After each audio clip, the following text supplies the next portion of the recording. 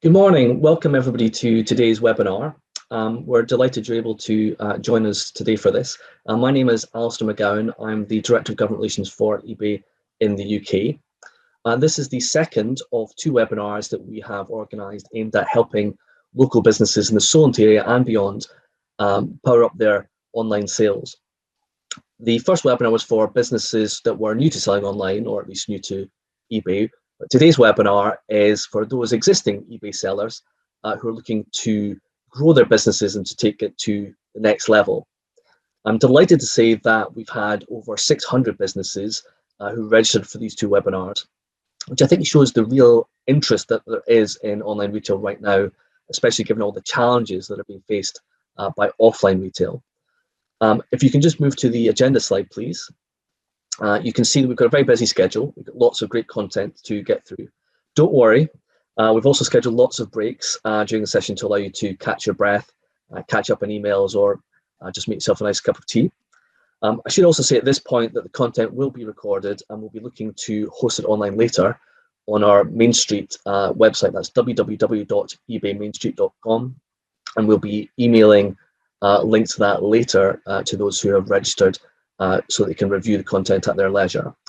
In a moment, I'll run through some of the logistics for today, but before that, we're extremely fortunate to have some very special guests joining us this morning. Firstly, Rob Hattrell, our Senior Vice President for eBay Europe. Then also, we have local Fairham MP and Attorney General, Suella Braverman, and local Gosport Member of Parliament and Minister of State for Digital and Culture, Carolyn Dinenage. So we're delighted to welcome you all today. But first, over to you, Rob, to kick us off. Thank you, Alistair, and welcome to everyone who's joining us today, all those businesses who are joining us today. I'd like to echo your comments, Alistair, and thank both the ministers who are taking time out of extremely busy schedules to join us. We're really grateful. I'm really grateful for the support the government has shown in the current crisis. We've worked alongside the government as best we can to protect online retail and power entrepreneurship through this difficult period of navigating the pandemic. And it's SMEs and empowering SMEs that I kind of want to talk to you today about. Everything we do at eBay is focused on empowering Britain's SME community. We have, at the start of this year, nearly 300,000 small businesses who trade on the eBay platform here in the UK, and 50,000 new businesses joined through the course of this year as the pandemic was through and had an impact in terms of people looking to seek to construct new businesses online. And the nature of our business model is very different maybe than other marketplaces that are out there, insofar as our success is indelibly and inextricably linked to the success of those small businesses. We don't compete, we can't compete, we have no intention to compete. What we want to do and what we can only do really because of the way we go about our business is succeed alongside our sellers. We only succeed when our sellers succeed, and that makes us, I think, uniquely different from other marketplaces. This year it's our 25th anniversary, and the marketplace has changed fundamentally since that 25 years ago when we started out. To give you an idea of how the platform is scaled at the moment, last year around about $85 billion worth of goods were sold on the platform.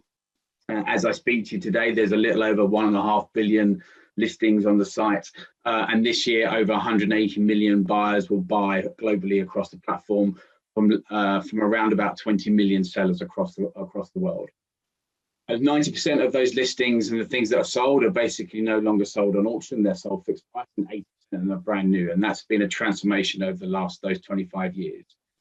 And within the UK alone, 28 million consumers will shop the platform this year. That's well over half the adult population, and more people buying than there are houses in the UK. It's a vibrant and dynamic marketplace. Give you an idea, a pair of women's shoes is bought every 9 seconds. A video game is sold every 6 seconds. An electrical appliance is sold every 5 seconds. Someone buys some makeup every 2 seconds, and someone buys a part for a car every second. So the scale and velocity, I think, is huge, and I'm sure if you guys are trading on eBay already, you understand that. But I think what makes eBay special is while that global marketplace is huge, the overwhelming majority of businesses are small.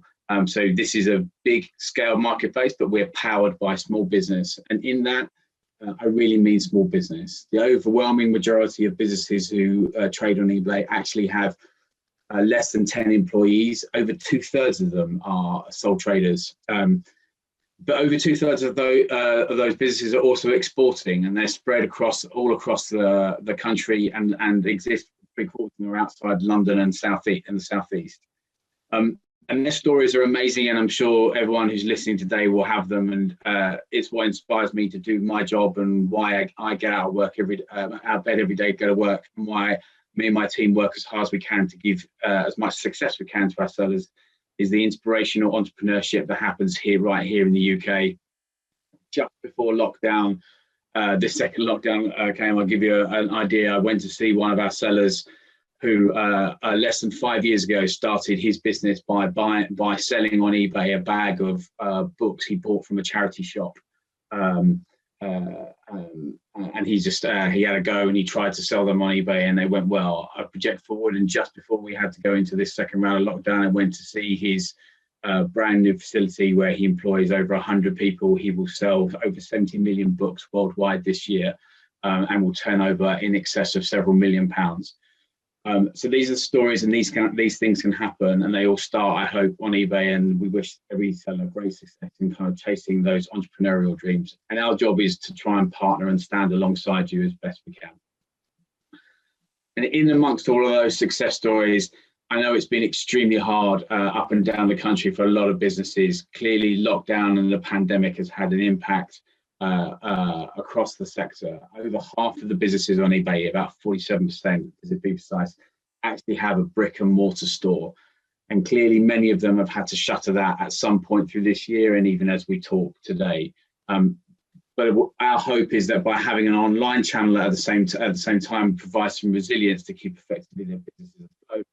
Or if you've never had an online channel, the opportunity is to open one up and therefore protect and keep your business running, even while you've not been able to do what you normally do through your physical shop. And we've been trying to do our best, I think, to try and help businesses through those times. We've extended payment terms, we've substantially reduced the fees for new sellers, and we're trying to provide funding and training, particularly for the charity sector, which has been really struggling during this pandemic. Over 1,000 eBay businesses that we surveyed over the impact of COVID on the 19 and the business, over half of them noted an increase in their online sales and over the past 6 months, and feel that that's sustaining. We see the same. We think this is a permanent shift in how consumers will continue to engage. And I encourage all businesses, whether they have a physical presence or not, to kind of continue to explore the opportunity that exists online. Because it's our belief, and my fervent belief, that having a blended online and physical presence is actually drives the strength and resilience in your businesses. We learned this, I think, through the work that we did through Wolverhampton a year or so ago. We worked with the local government and council in Wolverhampton. We took 60 businesses that had never been online and took them online, running them through a series of tailored customer support programs and training and skills programs. That forms the backbone of what Alistair and the team will take you through from here on in. The results were amazing. Of those 60 businesses in aggregate, they are now turning over £9 million a year, and on average are growing over 33%. Over half of them had to extend the property and facilities that they operated in, and over half of them hired new people in order to keep up with new demand. And that has been sustained all the way through the pandemic. So when I still talk to those sellers who are back in Wolverhampton, they tell me that actually the fact they now have access to a global audience alongside their physical real estate and their physical shop has basically meant that they've been able to keep trading and keep their businesses viable and actually access even further growth than they ever imagined. So I believe that it's those seeds we sowed back in 2018 and 2019 in Wolverhampton, which has helped them sustain through these tough times of the pandemic. And most likely, most of the changes that we're seeing in truth now are going to stay with us. Many of us have changed the way we shop, we live our lives. The impact of the pandemic, particularly in the retail sector, and how we as consumers engage and buy, is going to stay with us in longevity, in our view. There's really an opportunity now for us as a nation to grip this idea that actually using an online channel, supplementing it with your physical channel, is a great opportunity, and it actually gives us a chance to build back our economy in a much more better and resilient way. And we'll need that as we come out of a post-COVID and post-pandemic world. But all those businesses who are participating today, this set of webinars that the team will take you through is aimed to try and help you to arm you with the skills and knowledge you need to help further expand your business on eBay. Look, we're really grateful for everything you do with us today. We want to partner with you and we want to make you successful. And today is about us trying to help do that. Our ambition is nothing less than to make the UK a global centre of excellence in relation to e-commerce and digital trade. Frenchman once described us as a nation of shopkeepers. I'd like to rebrand us as a nation of digital traders and entrepreneurs. And with your help, I think we can do that. But we can't do that alone, and we need the help of government to help create both the regulatory environment for businesses to thrive and for the skills and the policies which allow and enable entrepreneurs and digital business entrepreneurs to thrive, to succeed. And that's why I'm so delighted that Suella and Caroline have come along today to assist with us and talk to you about the importance of these businesses and what they're doing in the economy. So without further ado, I'll hand over to you, Suella, and thank you once again for joining us.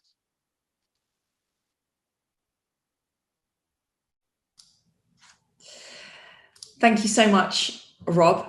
And I want to just at the outset say good morning to everybody, and a huge thank you to Caroline for organising these events. Caroline brings so much a wealth of experience from her life before Parliament as a successful businesswoman, and during her time as the MP for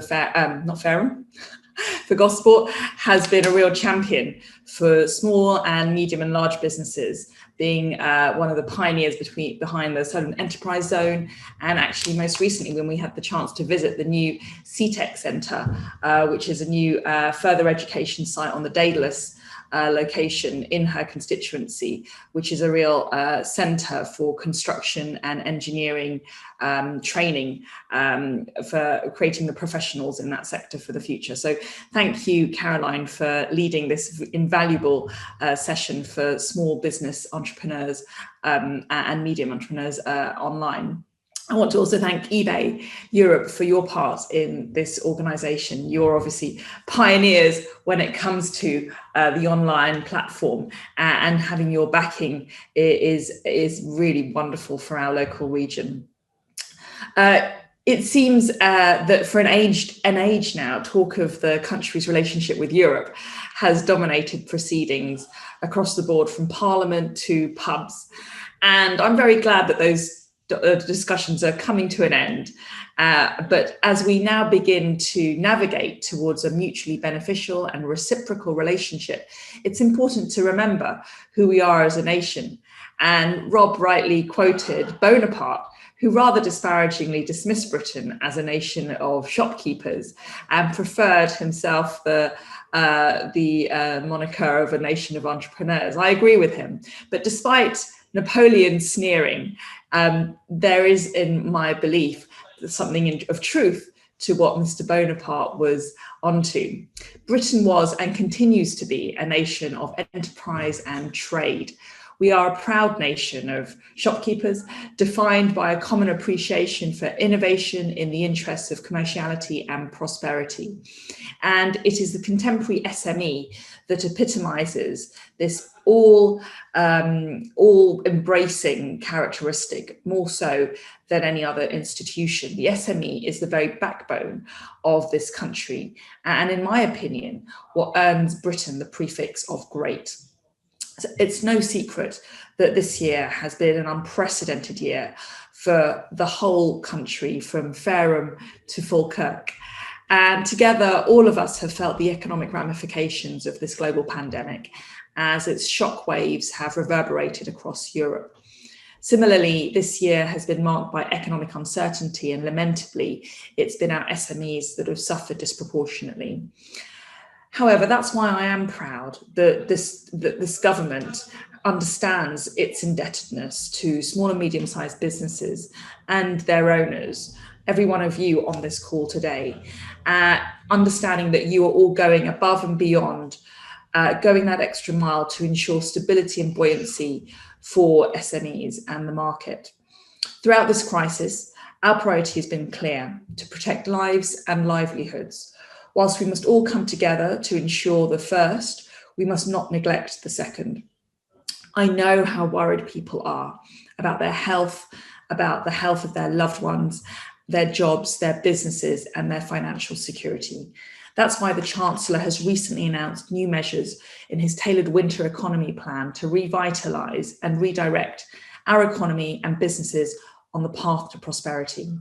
I'm pleased that he announced the coronavirus job retention scheme, the furlough scheme, that he announced that would be extended until the end of November to cover the new restrictions, with employees receiving 80% of their current salary for hours not worked, up to £2,500 a month. Unfortunately, businesses will have the flexibility to bring furloughed employees back to work on a part-time basis, or even furlough them full-time. Similarly, as part of our commitment to British business, this Conservative government is extending the application deadline for loan guarantee schemes, that is the Bounce Back Loan Scheme and the Coronavirus Business Interruption Loan Scheme, to the end of January 2021. This will give businesses 2 extra months to make loan applications relative to the current deadline of the 30th of November. With specific regards to the Bounce Back Loan Scheme, we're adjusting the Bounce Back Loan Scheme rules to allow those businesses who have borrowed less than their maximum, i.e. less than 25% of their turnover, to top up their existing loan. Businesses will be able to take up this option from now. They can make use of this option once. All of us in government understand that some businesses do not anticipate the disruption to their business from the pandemic would go on for this long. And as such, this will ensure that they are able to benefit from the loan scheme as intended. Similarly, we've introduced support for cash flow in the form of greater flexibility for repaying loans through a new pay-as-you-grow scheme. We recognise that many of the 1 million small businesses who've benefited from our loan schemes have never borrowed finance before. That is why we want to give them greater flexibility to repay these loans over a longer period and in a way which suits their circumstances. All borrowers will now have the option to repay their bounce back loans over a longer time period by extending the terms of bounce back loans to 10 years. And this will reduce average monthly repayments by almost half. On an average £30,000 loan, this reduces the monthly payment from £532 to £309. Businesses will also be able to move to interest-only repayments for periods of up to 6 months, or to pause repayments entirely for the same period. It will have no impact on a business's credit rating if they take up any of these options. And we will allow CBILS lenders to extend their loans to 10 years, as well as by extending our government guarantee, providing more flexibility and support for small to medium-sized businesses. Furthermore, I'm delighted that the government remains committed to providing more support for self-employed people. We will provide even more generous support to the self-employed by increasing the support to the self-employed from 40% of trading profits to 80% for November. These grants are calculated over 3 months, meaning the maximum grant will increase to £5,160. This represents £4.5 billion of support to the self-employed through November to January alone, with a further grant to follow covering February to April. This comes on top of £13 billion of support provided between 2.5 million and 3 million self-employed people so far. One of the most comprehensive and generous support packages for the self-employed anywhere in the world. Finally, we are supporting businesses which have been forced to close. Business premises which are legally forced to close are to receive grants worth up to £3,000 per month in England. This is worth over £1 billion a month with the new restrictions in place, and will benefit over 600,000 business premises. And following on from that final point, I was pleased to note in our local area that the Solent LEP is launching its crowdfunder Solent scheme so that local businesses can access essential cash now. Micro and small businesses make up 98% of the Solent's economy, and the Solent LEP is ensuring that they have access to match funding through crowdfunder Solent to enable them to keep trading. This is highly commendable and for me epitomises the industrious and hardworking spirit of the Solent economy. The far-reaching and comprehensive measures that I've set out today represent but a few of the plethora of new initiatives this government has introduced to back small and medium-sized businesses in Fareham and Gosport and across the UK. Of course, these measures have only been introduced as a response to crisis. However, with this crisis does come new opportunities to change the way we view the industry. This webinar is, of course, being held digitally, a phenomenon that is increasingly becoming the norm in our contemporary society, and one that we should by no means ignore. As we emerge from the ashes into the world of a global Britain, it's essential that we wake up to a fundamentally changed and globalized world. Similarly, if SMEs are to flourish post-COVID, you must do the same and adapt and embrace the new status quo of the digital economy. Never before has the importance of remote commerce been so vehemently underlined than in today's world, where we are physically unable to contribute to the economy in more traditional ways. We must see this as a silver lining, welcoming with open arms new and innovative digital solutions and integrating them into our traditional economic activity. The latest ONS data shows that as of September 2020, online retail sales now account for 26.1% of total UK retail sales. Similarly, the most recent KPMG BRC retail sales monitor shows that non-food retail sales declined on average by 5% between September 2019 and September 2020, whilst online non-food sales increased by 26.3% on average. More locally, there are over 400 businesses selling on eBay in the Fareham constituency and over 4,000 in the Solent area. It's likely that around half will have bricks and mortar businesses alongside their online businesses, and about 2/3 would be small traders. These are largely micro businesses, some of which I've had the pleasure of visiting during my time as MP, with fewer than 10 employees. Evidently, larger outfits such as eBay occupy an essential role in complementing more traditional enterprises in today's new culture by providing extra revenue sources and streams. Similarly, it's excellent to see that business owners in Fareham and across the UK are recognising this inevitable and exciting shift by diversifying onto online platforms. It's my belief that this solution may well represent the antidote to this pandemic of global economic hardship and the key to building back a better Britain. So to close, it's incredibly exciting to be involved in this webinar. I know that everyone here is committed to being at the forefront of this trailblazing trend. Thank you very much for the invitation and the chance to speak to many of you. And I'm excited to work with you in the future as we herald a new dawn for e-commerce in the Solent. Thank you very much, Minister, and thank you, Rob, too, for setting the scene for us so comprehensively. I just wanted to take this opportunity to say we are particularly grateful for all the support we've had from government, which has been truly unprecedented, to businesses large and small, whether it's the furlough scheme or the business rates holiday or bounce back loans, grants and so forth, and the help to the self-employed, which you referenced, Minister. I think the willingness of the government to listen and to be prepared to act both quickly and flexibly has been hugely appreciated by our sellers and by us as a business. So thank you very much for that. We're also hugely grateful to Caroline Dinenage, our Minister of State for Digital and Culture, who has not only been hugely helpful in sponsoring today's and last week's webinar, but also has been a formidable champion for the tech sector during the pandemic.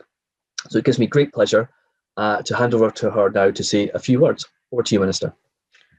Thank you, Alistair. It'll be a very few words from me. Just wanted to say, first of all, thank you to you and to Robert for allowing us to do this event today and for facilitating it. And a huge thanks to my lovely next door neighbour, Suella Braverman, who is just quite outstanding. You know, she's the first Conservative Attorney General and just an outstanding champion for Fareham and all its people and its businesses, but also the mother of probably quite the cutest baby I have literally ever seen in my life. So imagine being able to combine all of those three things. She's quite outstanding, and I'm really lucky to have her as my neighbour. Just very quickly from me, look, I don't come from a political background. I come from a nice normal business background. I started my business when I was 19 and did it for 20 years before I became an MP. And I've very much looked at everything I've done through my political career through that lens, through that small business lens, and want to do everything I can to support potential entrepreneurs, people to go into their own enterprise, and for small and micro businesses to develop and to grow and to try and inspire the next generation of entrepreneurs. And that's why these events are so desperately important to me. And I just feel at the moment we are at such a crucial time. It sort of became very apparent to me during a conversation quite early on in lockdown with my window cleaner, when no one was allowed to go out, but he was wandering around cleaning windows, and through the door I said to him, "Everything going okay?" And he said, "You know what?" He said, "I'm meeting so many business owners who say they're now looking at doing things differently."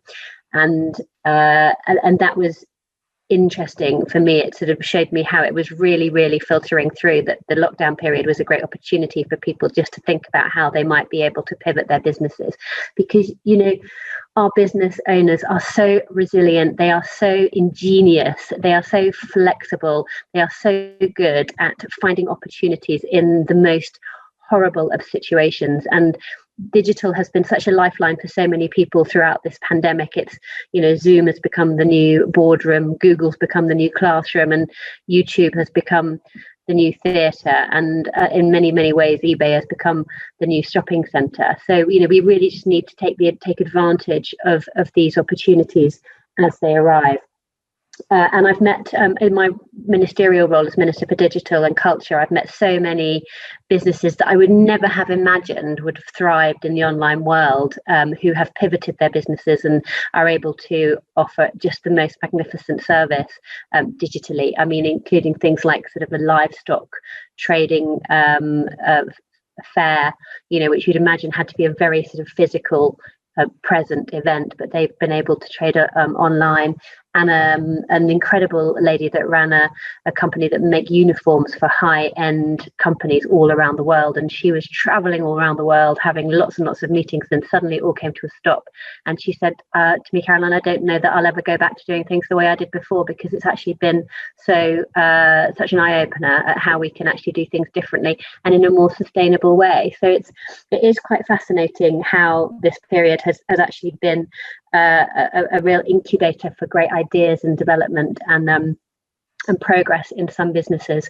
The thing about having your own business is it can be what you want it to be. You know, like Robert talked about how, you know, the guy with a few books now has this massive book warehouse and exports all over the world. You know, I'm actually off to go and check my own bookcase right now, of course, but you know, it can be that, you know, and we are very fortunate in this country. We have more of those high growth businesses than almost anywhere in the world, more than Europe, only second only to China and the US, those sort of unicorns, you know, those high growth $1 billion businesses. We've got, we're third in the world, but actually we've got more in the UK than France, Germany and the Netherlands added together. And, you know, the likes of Deliveroo and Monzo and Kazoo and what have you. And, you know, and so business can be that. But actually business can also just work around your life. It can be something that you do from your kitchen table. It can be something that you indulge your passion. And that's what I love about it. And that's why I want to promote it. So I'm going to leave you in the very capable hands of eBay. And I do hope that people find this useful. I'm sure you will. We've had another course like this last week, and we've got really positive feedback from it. Just one last thing from me. It's a shameless plug. Normally every year I sort of take part in Small Business Saturday, which is the first Saturday in December, where we really sort of promote businesses on the high street and the importance of shopping small and promoting small independent traders. This year, obviously, it's not really quite so easy. So we've been, my office are doing Small Business November, where we are using our social media platforms to really shout out about some of our brilliant local businesses, particularly those that have the opportunity to deliver or do click and collect or do take away. So if you want to be part of that, please just get in touch with my office and send us either a little video or a photograph or details of your business, and we will shout out about you over November, just to try and give small business a boost during this very difficult time. So please get in touch, have a lovely day, and I look forward to hearing all about it. Thank you.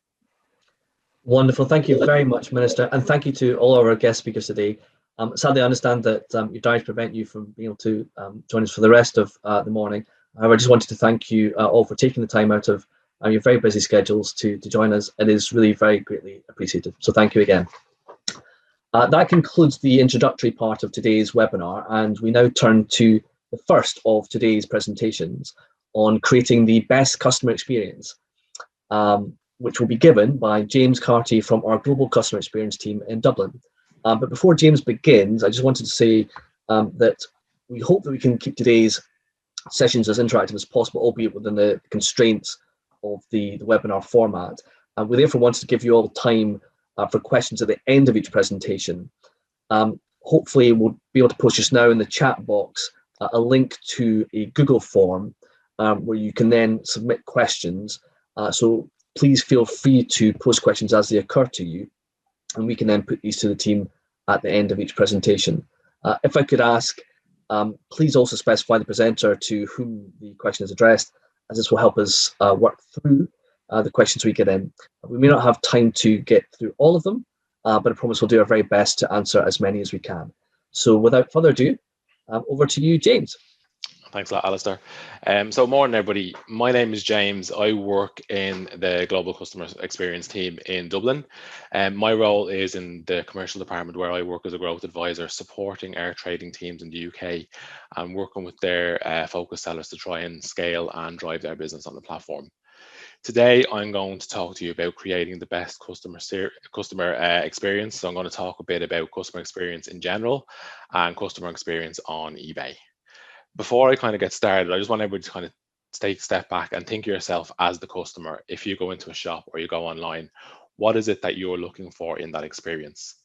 For me, it's getting the product or the service I'm looking for, but also getting the service of the customer service team that I'm dealing with within that business. If I walk out of that shop or come offline and I'm happy with the product and the service I have, then I'm more likely to go back to that business. And that's the way I'd always tell customers that I'm dealing with how to treat your customers. If you're treating them with the great positive attitude you can have, they're more likely to come back to your business. If we can go to the next slide. So as I said, I'm going to talk about creating the best customer experience. I'm going to talk a bit about customer experience in the market. Then I'm going to talk about customer experience on eBay. As you are all sellers on the platform, you will have knowledge about seller standards and seller performance. But so this will just be a bit more of a refresh for you for any information you may not be aware of. Here we go next. So I just want to go through some stats and figures in customer service and retail. So go next, please. So 43% of consumers will consciously say they won't buy a second product or service from a business if they've had a bad experience. So people who have bad experiences won't go back to that business because of the experience they felt the first time around. If you can go next. 1 in 6 consumers claim they have a bad experience at least once a week. This is usually down to the competence or the attitude of the customer service staff they're dealing with. So if you look at those two stats or figures and look back at it against your own business, potentially 43% of consumers aren't going to come back to you. 1 in 6 consumers are going to say the bad experience is down to the customer service they received. If businesses operate like this, offering this bad experience, it's not going to be good for the business in the long run. So it is important to think that every customer that comes across your door or comes onto your platform, that you give them the best possible customer service you can, so that they will come back to your business in the future. If you go to the next, please. So again, 42% of consumers expect a 24-hour turnaround when they contact an organization's website. Next. And 46% a 24-hour turnaround when they contact you via email. The one number to point out here is 24 hours. Customers expect a 24-hour turnaround when they contact a business. If it's a contact before a sale, they want the turnaround within 24 hours so they can make the purchase. If it's an issue after the sale, again, 24-hour turnaround so that that issue can be resolved. The likelihood is if you don't contact them within that time frame, they'll move away and purchase off someone else. Or if it is a product issue, that small issue can bubble up or can fester up the longer they are left waiting for a reply from your business. So again, it is looking at the customer's expectations, what they want, and trying to meet them as best as possible. If we can go on to the next slide. So top performing companies around the world are scored off multiple customer service metrics. How you handle your complaints is by far the most standout metric that you need to look at. You need to be able to handle all the complaints that come into your business so that the customers, when they walk out your store or when they move away from your platform, they're happy with how the complaint has been resolved and they're more likely to come back to your business. You need to think about how your staff is handling that. You need to think of how they are dealing with the customers that are coming in. They need to be confident that they understand the issue that the buyer has or the customer has. They need to listen to what the person is saying to them, understand the scenario that is being put forward to them.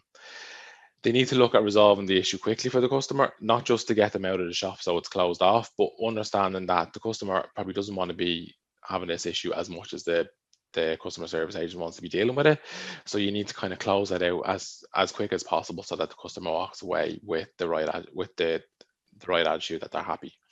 Again, your customer service team need to have the right attitude when they're dealing with customers. A complaint doesn't have to be someone shouting or screaming, but the likelihood is that someone may not be in the best of form and it may get to an issue where the customer gets a bit more angry. The customer service team have to have the right attitude and not mirror the customer's attitude or the customer's demeanor, because that will only make issues worse. So again, it's understanding that the customer has an issue and is trying to resolve that and not mirroring their attitude.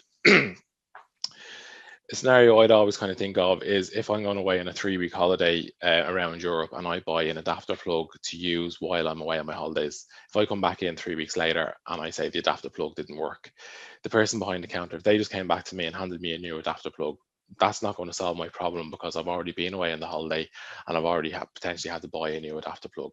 So that's just looking for the quick fix to close off an issue rather than actually understanding what my issue is and trying to resolve it correctly. So it's always about listening to the customer, understanding where their problem is and trying to resolve for them so that when they do move away from your store or your platform, that they're happy with the resolution they've had. And again, that will mean they're more likely to come back into your business.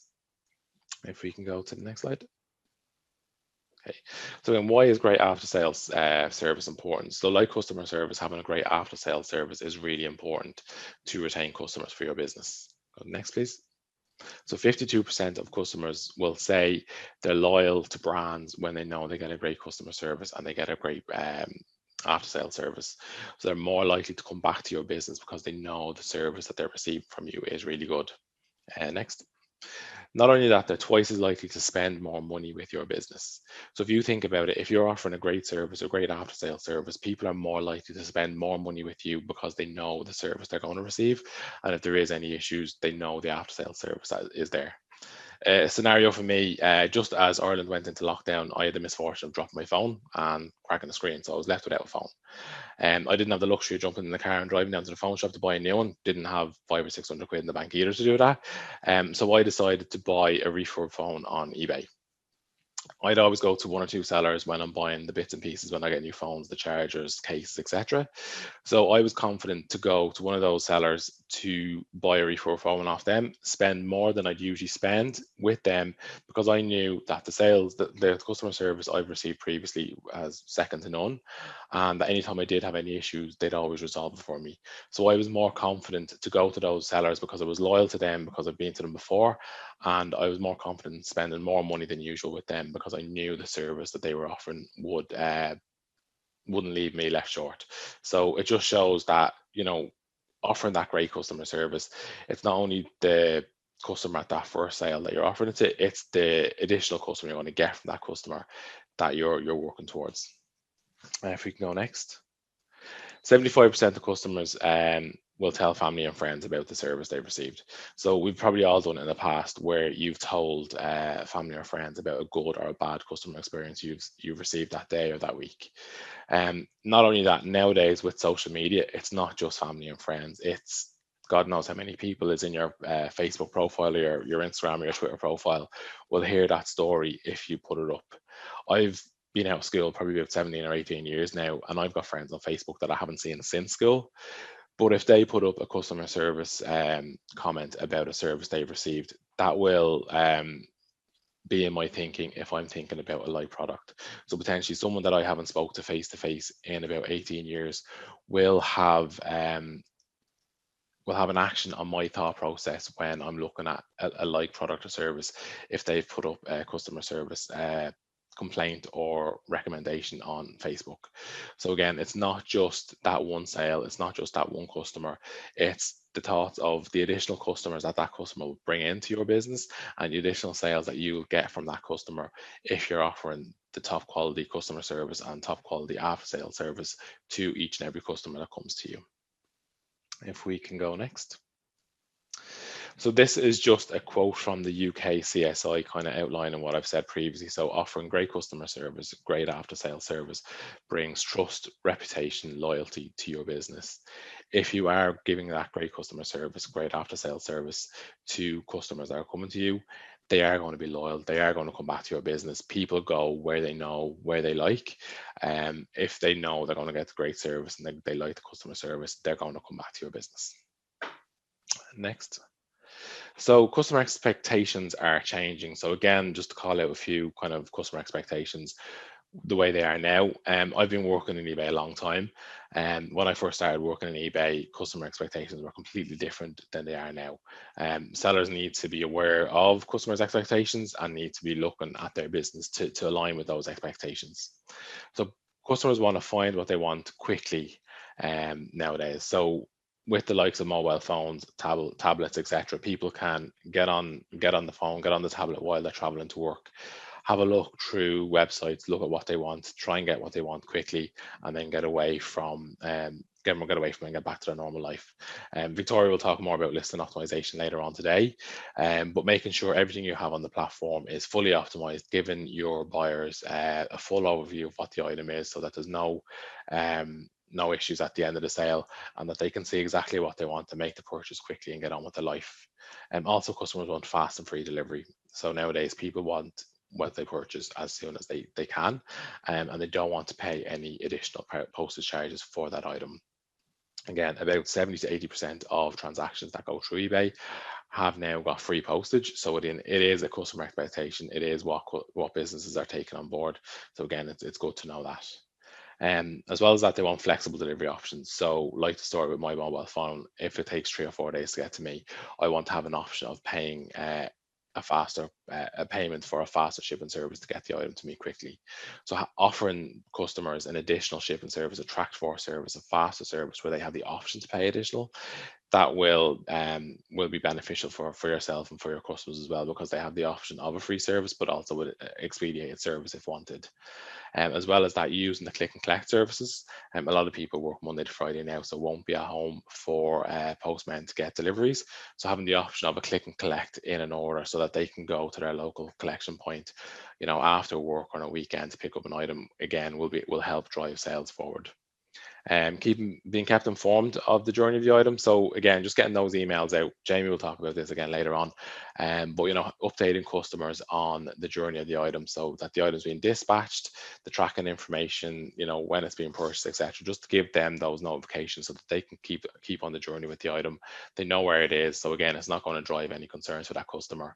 If it's been a day or two and they haven't got the item. And like I said previously, they like to share their views.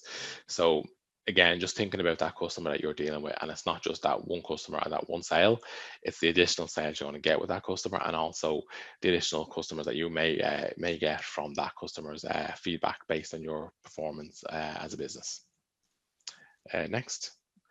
Here are just some customer sentiments. So I'm more likely to consider buying online if I'm confident that what I buy will be delivered when I expect it. So again, if I buy something and I'm told it's going to be delivered to me within 3 days, I expect to get it within that time frame.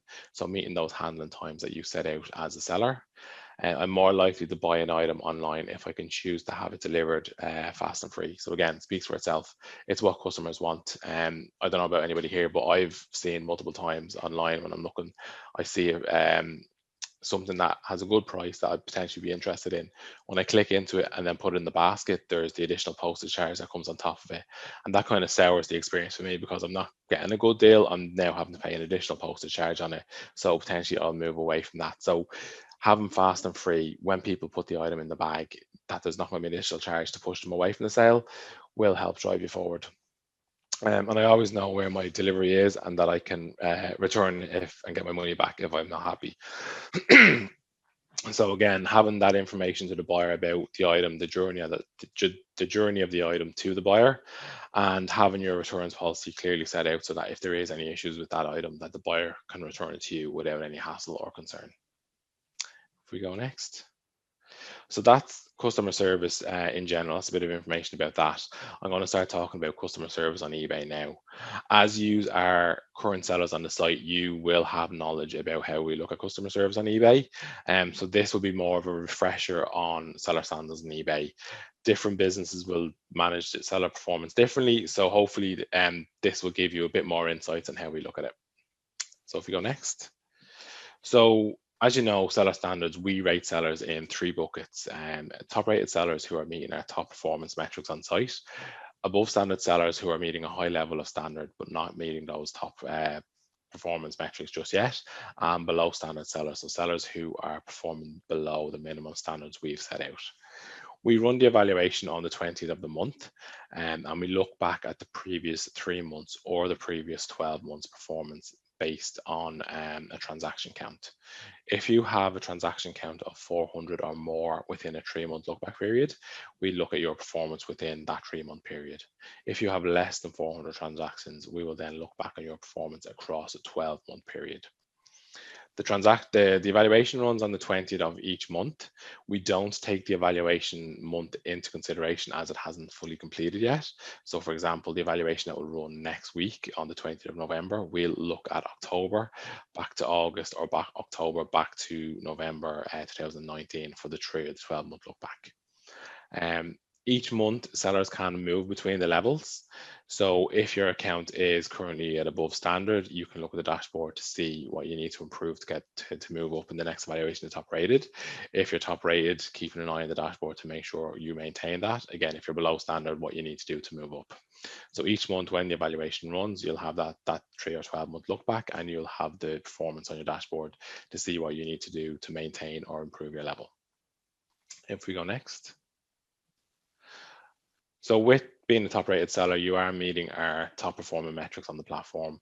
There are benefits that come with that. On your feedback profile page, we will notify sellers that you're a top rated seller. We'll give them those pieces of information that you dispatch your items quickly, that you have a track record of good service, and that you consistently receive high levels of customer service. This will drive trust for new customers looking at your store, potentially going to buy from you. If they see the top rated notifications, they see the positive feedback, they see the nuggets of information we give about your customer service, it will drive trust for customers to purchase off you. As well as that, when we look at search, seller standards is taken into account when it comes to best match in search. You will get higher visibility in search, so your items will show higher up in the search as you are a top rated seller. As well as that, you get to use the premium service badging. So you'll have a premium service badge on the search page and on your listing page to showcase your item is a premium service listing. With the premium service badge, again, it will drive trust for buyers to purchase off you because they know you're a premium service seller. And also that it gives you a 10% discount on your final value fees for any orders made with premium service. So again, this is not only positive for, buyers' trust, but it's also positive for your fees at the end of the month where you're making savings in that. If you go next. So to be a premium service seller, you need to meet certain criteria. So the criteria for this is a 30-day or better return time frame, free domestic delivery within a 3-day working time frame, express delivery option with 2 days, and tracked service for anything over £20. If you're meeting those criteria, your listings will be marked as premium service listings. You don't need to do anything on your side. The listings will automatically be added to the premium service level.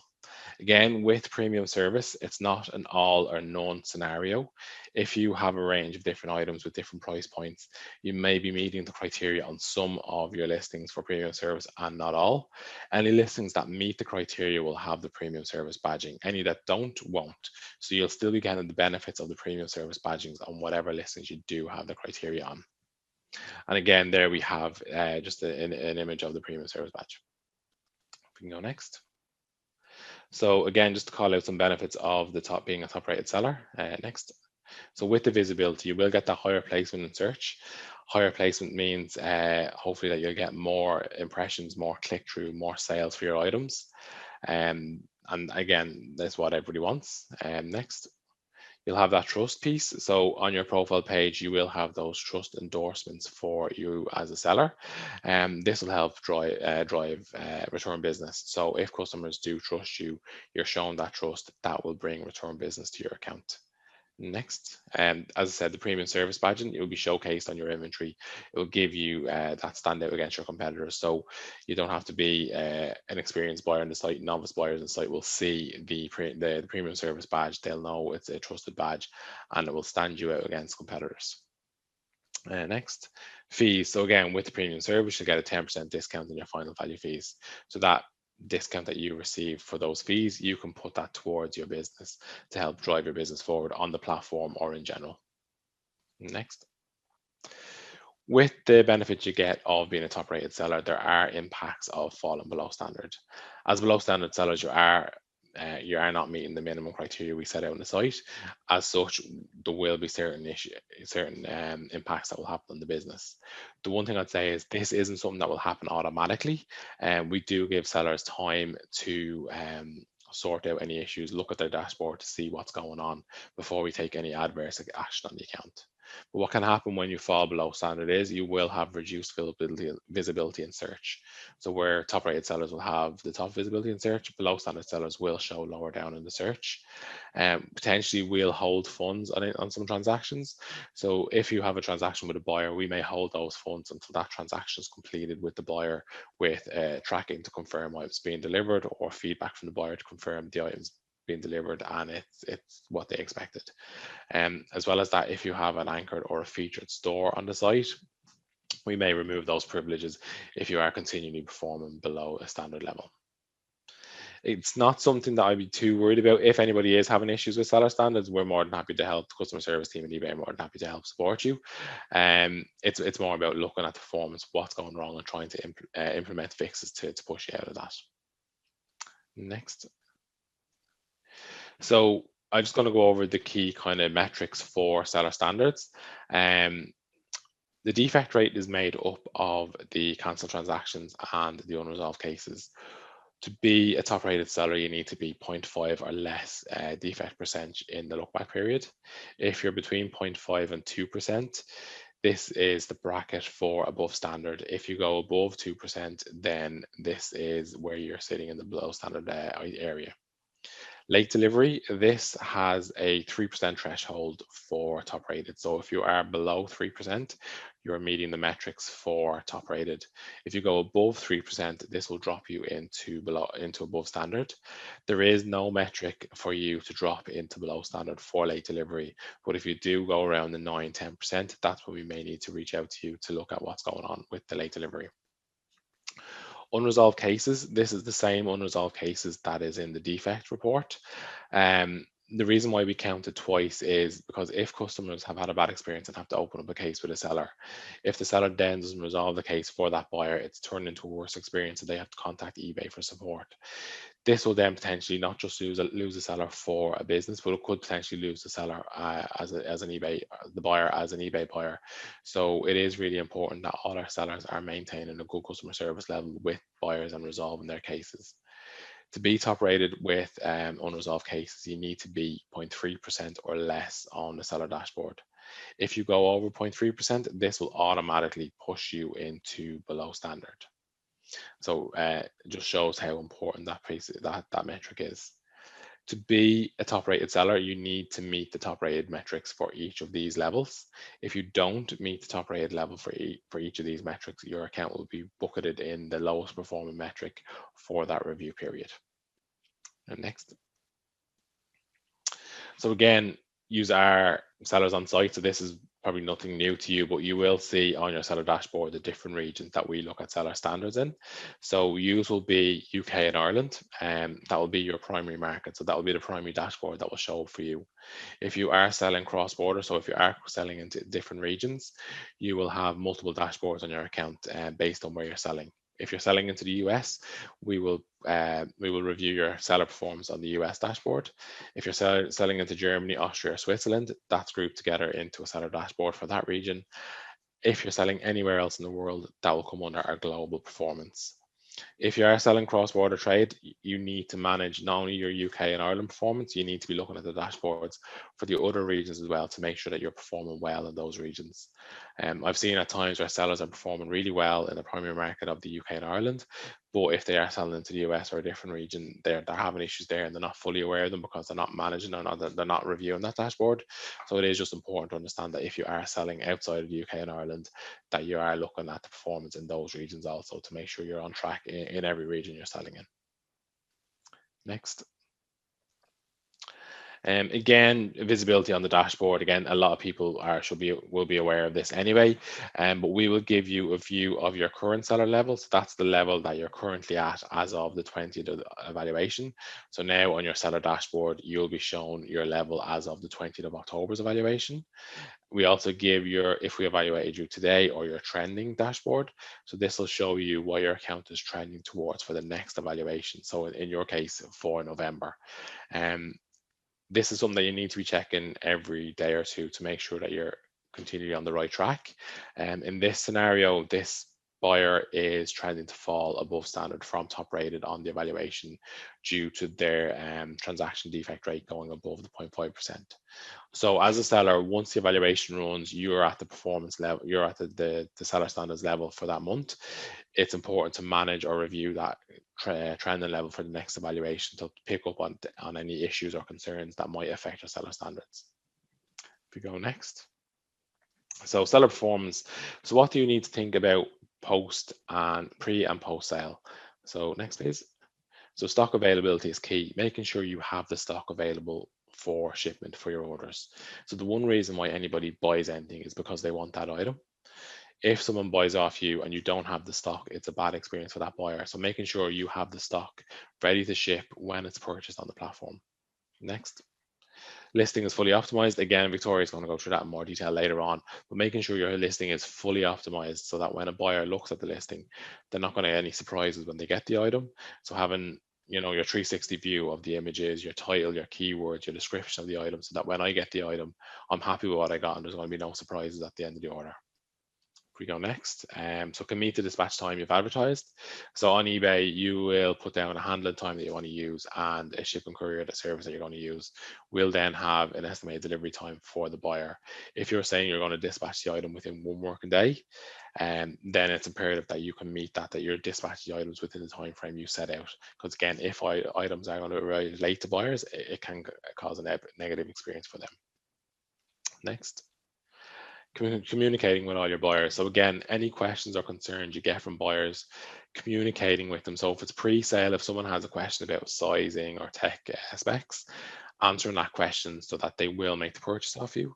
After the sale, if it is a question about concern about the item, support needed, again, answering that question so you can resolve that issue for the buyer. Next. Being aware of the refund time. So if a buyer does have to return an item, being aware of the refund time frame that you have to return the item in. And so on eBay, when a return, you have 48 hours after the item has been tracked as returned. So making sure that you refund the buyer within that time frame so that they don't escalate the case to eBay. Next. So again, kind of similar to the last, just what you need to do to improve or maintain your level pre the sale. So making sure you have your items described properly, and that you're utilizing fully the images, the titles, etc., to give a full 360 view of what you're selling. Making sure you're getting your items out on time for your buyers. Managing your inventory to make sure that you have the inventory on hand to ship. Responding to all customer queries that you get pre the sale. Stating your returns policy on your listings. We would tell all sellers to have at least a 30-day returns time frame, if not better. So if, again, customer expectations, so meeting that will help drive trust and loyalty to your account. Next. So same again for post-sale, responding quickly to any post-sale queries that you get from customers, getting the item out within the time frame you said, so the buyer's going to get it on time, keeping your buyers informed, so getting those notifications out to buyers that the item's being dispatched, picked and packed, whatever it may be. You can streamline your return process within your eBay hub, so that you can take away reactive work for a lot of returns and have the system work on that. And also issuing refunds within a timely manner, so that again a customer doesn't have to reach out to eBay and ask eBay to step in on a case. Next. So yeah, that's me for today. I hope that was useful to you. I hope you got a bit more insights about kind of customer service in general. And if you weren't fully in the know about seller standards, you got a bit more information out of that. But yeah, I'll open the floor up for any questions now that have come through. Great, thanks very much, James. That was a very, very helpful overview. We do indeed have a number of questions for you. So the first one was, how do you provide an after-sales service through eBay? What's the best way of doing that? So after sales is just more about kind of any queries that come through after sales. So you have your 30-day returns period. So that's after sales and on the likes of returns. And then if customers have any questions in relation to an item, so if I bought something and the sizing was too small, or a piece of tech and I wasn't sure how to use it, just answering any of those questions that your customers have, to support them and try and get the performance, or get them to where they want with the product. One other question here was, I'm not really sure how easy this is to answer, but it was about expected response times on the eBay platform. And is there an average response time to messages on eBay overall? I think that's from the seller perspective. Are there any expectations which are imposed upon sellers? This seller asked, what should our team aim for to achieve best customer support results regarding customer support over messages? So I think that's in relation to, does eBay have kind of a metric on how long it takes a buyer or a seller to answer a question? So we don't. It is, I suppose, it is up to the seller to make sure that they answer their customers. I suppose if you don't answer your customers, it will have a knock-on effect on the other side of the account with the likes of feedback and potential cases being open. So although we don't target you on a 24-hour or 48-hour turnaround time frame on answering a question, it may kick in on another area in relation to a case being open because you haven't answered a question, or negative feedback because you haven't offered the support. 24 hours is kind of the retail standard. It's what customers want. I think, again, if you look at yourself as a buyer, if you contact the business about a query you have, you kind of expect a response the next day. So that's what I'd be aiming for, as close to the 24 hours as possible that you can do to answer any questions that you have coming through. Okay, thank you. One other question here, which is, I've heard lots of positives about the concierge service, but it's not available to all sellers. What plans do eBay have to roll this out to other sellers, and what can I do to get it? That wouldn't be something that I know about. I suppose, Andrew, Alistair, you can reach out to myself, kind of send that on to us and the seller ID, and we can look internally to see what route it is. No problem at all. Well, so thank you very much for that. Really helpful overview and for answering all those questions. We're just going to take a short break now. So feel free to put the kettle on if you're at home, and we'll recommence at 10:15. We'll be talking about how you can optimize your online shop. See you soon. Great. Well, welcome back, everybody. I hope you've had a chance to get refreshed or hopefully recaffeinated. Just before we start our next presentation, I just wanted to call out some of the questions which we've had in already. Quite a lot coming in around shipping questions. Just to let you know that there will, of course, be a presentation on retail standards and international delivery later on today from our colleague Josh McWilliams. So we'll hold them till then. We've also got some specific cases which are being brought up by individual accounts. We'll do our best to kind of get back to the individuals concerned directly. And also just to say, if we don't get a chance to get to your question, please, it's just the limitations of time. We'll do our best to get as many as we possibly can. And where we don't have the time to answer it now, we will of course make sure that it goes directly to either the presenters or to other members of the eBay team, so that your feedback is heard loud and clear. So thank you for that. And without further ado, it's time for our next presentation from Jamie Kilduff on making the most of your eBay shop. Over to you, Jamie. Brilliant. Thanks, Alistair. Hey, everybody. I hope you're all keeping well. So my name is Jamie. I'm part of the commercial team. I'm based here in the Dublin office, or as I call it, my sitting room, for the next few months. So today I'm just going to be taking you guys through making the most of your eBay shop. Okay. So if we can just jump to the next slide there, please. Thank you. Brilliant. So look, I'm just going to take you through the overview of what we're going to be looking at today. So we have the benefits of eBay shops. We have eBay shop subscriptions. We have your presence on eBay. And then we have your communication with buyers and holiday settings as well. Okay. So if we can just jump into the first slide there, please. So just some of the benefits of having an eBay shop. Okay. So the first one we're going to be looking at is a cost savings. Okay. So each time you list an item on eBay without a store, you're looking at paying about 30 pence each time you list an item. So it doesn't sound like a whole lot, but if you have 5 or 6 listings, that's fine. But if you're looking at, if you have a couple of 100 listings, it adds up pretty quick. So in having, when you have a store set up, you know how much it's going to cost you each month, and it's a lot easier to then budget for that cost as well. You get a unique URL to your shop. So this allows you to basically have a URL that's unique to your own eBay brand in your eBay shop, and that you can also share outside of eBay too. So you can share it on your social media platforms, for example, and you can share it around. You get a unique shop front that captures your brand. So even though you will have a store directly on eBay, you can actually update the shop front to have your own brand on there. So you have a banner, a profile photo, you can have your own category set up, and you can have a description about your business then as well. And I'll show you all of that a little bit later on and the best way to do that. You can create your own shop categories. So on eBay, for each listing that you put on the site, obviously we have our categories where the items actually go to. However, when it comes to your eBay store, we allow you to set up your own shop categories. Okay, so it means the buyer can come onto your store and they're able to actually find the product as quickly as possible that they're looking for. Again, I'll go through all of this in a little bit more detail.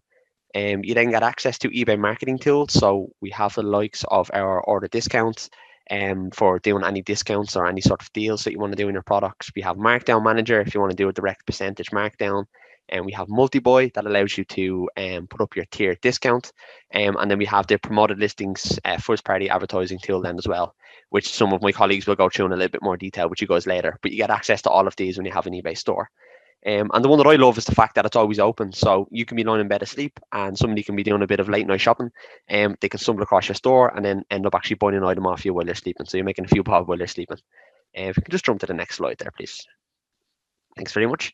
So the next thing we're going to look at then is your levels of eBay shops. Okay. So we have 3 different levels. The first one is our basic store. So just to take you through exactly what you get with each one as well. So we have the inclusive fixed price and auction style listings that you get with your basic store. And you get capped final value fees in some of your categories. And you get a customizable shop front. Oh, I think I just lost the slide there. Sorry. Perfect, thank you. So I'll just go back to the top on these just in case anybody missed anything there. So with the basic store, you get your inclusive fixed price and auction style listings, okay? And you get capped final value fees in some of your categories. You get a customizable shop front. You get access to your marketing tools. And then you get 250 inclusive fixed price listings, okay? So for the price that you pay for the store, that allows you to list 250 items within that store, okay? And I'll be going through the prices then later on as well. And we then have our featured store, okay? So you have your basic benefits, but you also get your inclusive good till cancelled listings in 13 countries. So this means you're able to actually go ahead and set up your cross-border trade, and you can list into a different domain. So you can look at ebay.ie, for example, eBay Germany, eBay France, eBay Spain, eBay Italy, okay? So you can ship into Europe then as well. And then you also get within the featured store 1,500 inclusive fixed price listings for the price of the store itself, okay? And then with the anchored store, you're looking at the basic and featured benefits, but you also get unlimited fixed price listings. So this means for the price of the store, you don't pay any extra for any of the listings that you actually put up. So you get unlimited listings within that store. Okay, if you just jump onto the next slide, please.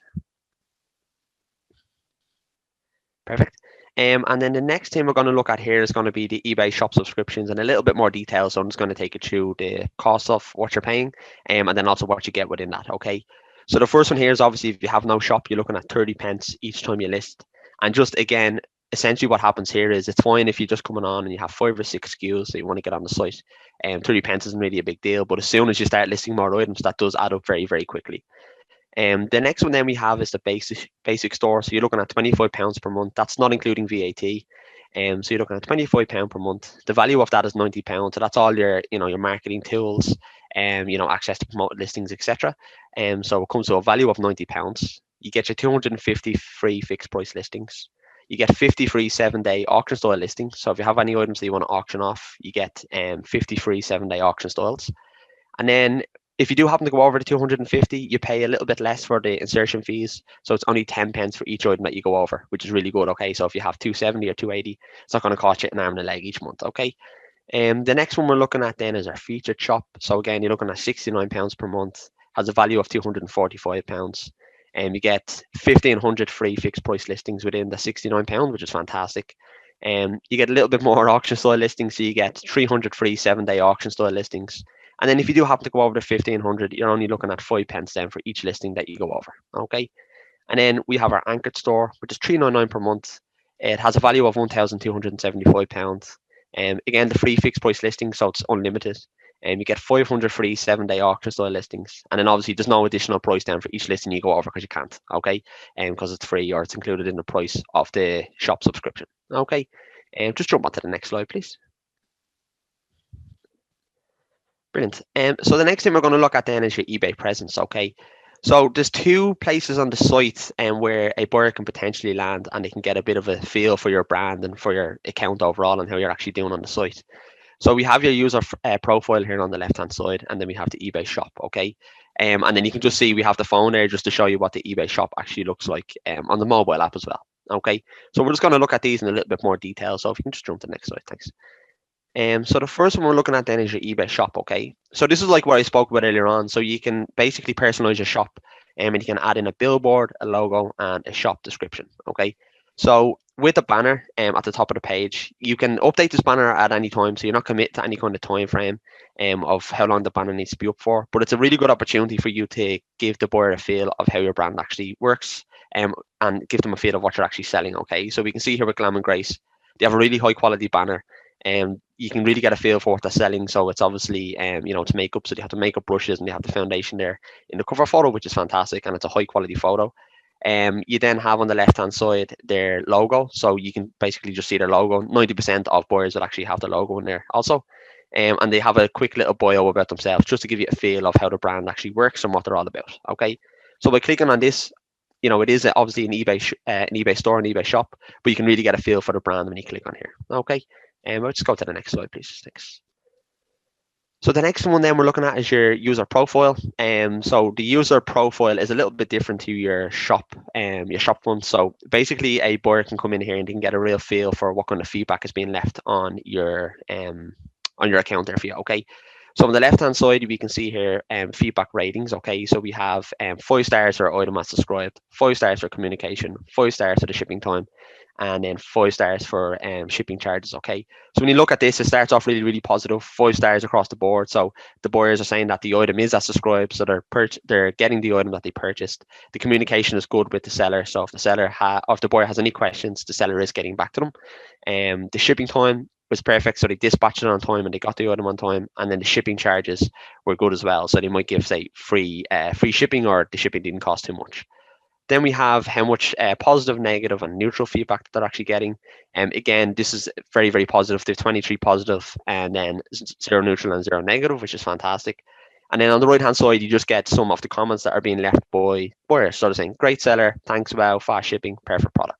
So it really just gives you a feel of how the seller is actually treating their buyers. And obviously we can see from this account, it's very positive. So this is a 10 out of 10 account. This is what you want to be aiming for. Okay. If you can just jump on to the next slide, please. Thank you very much.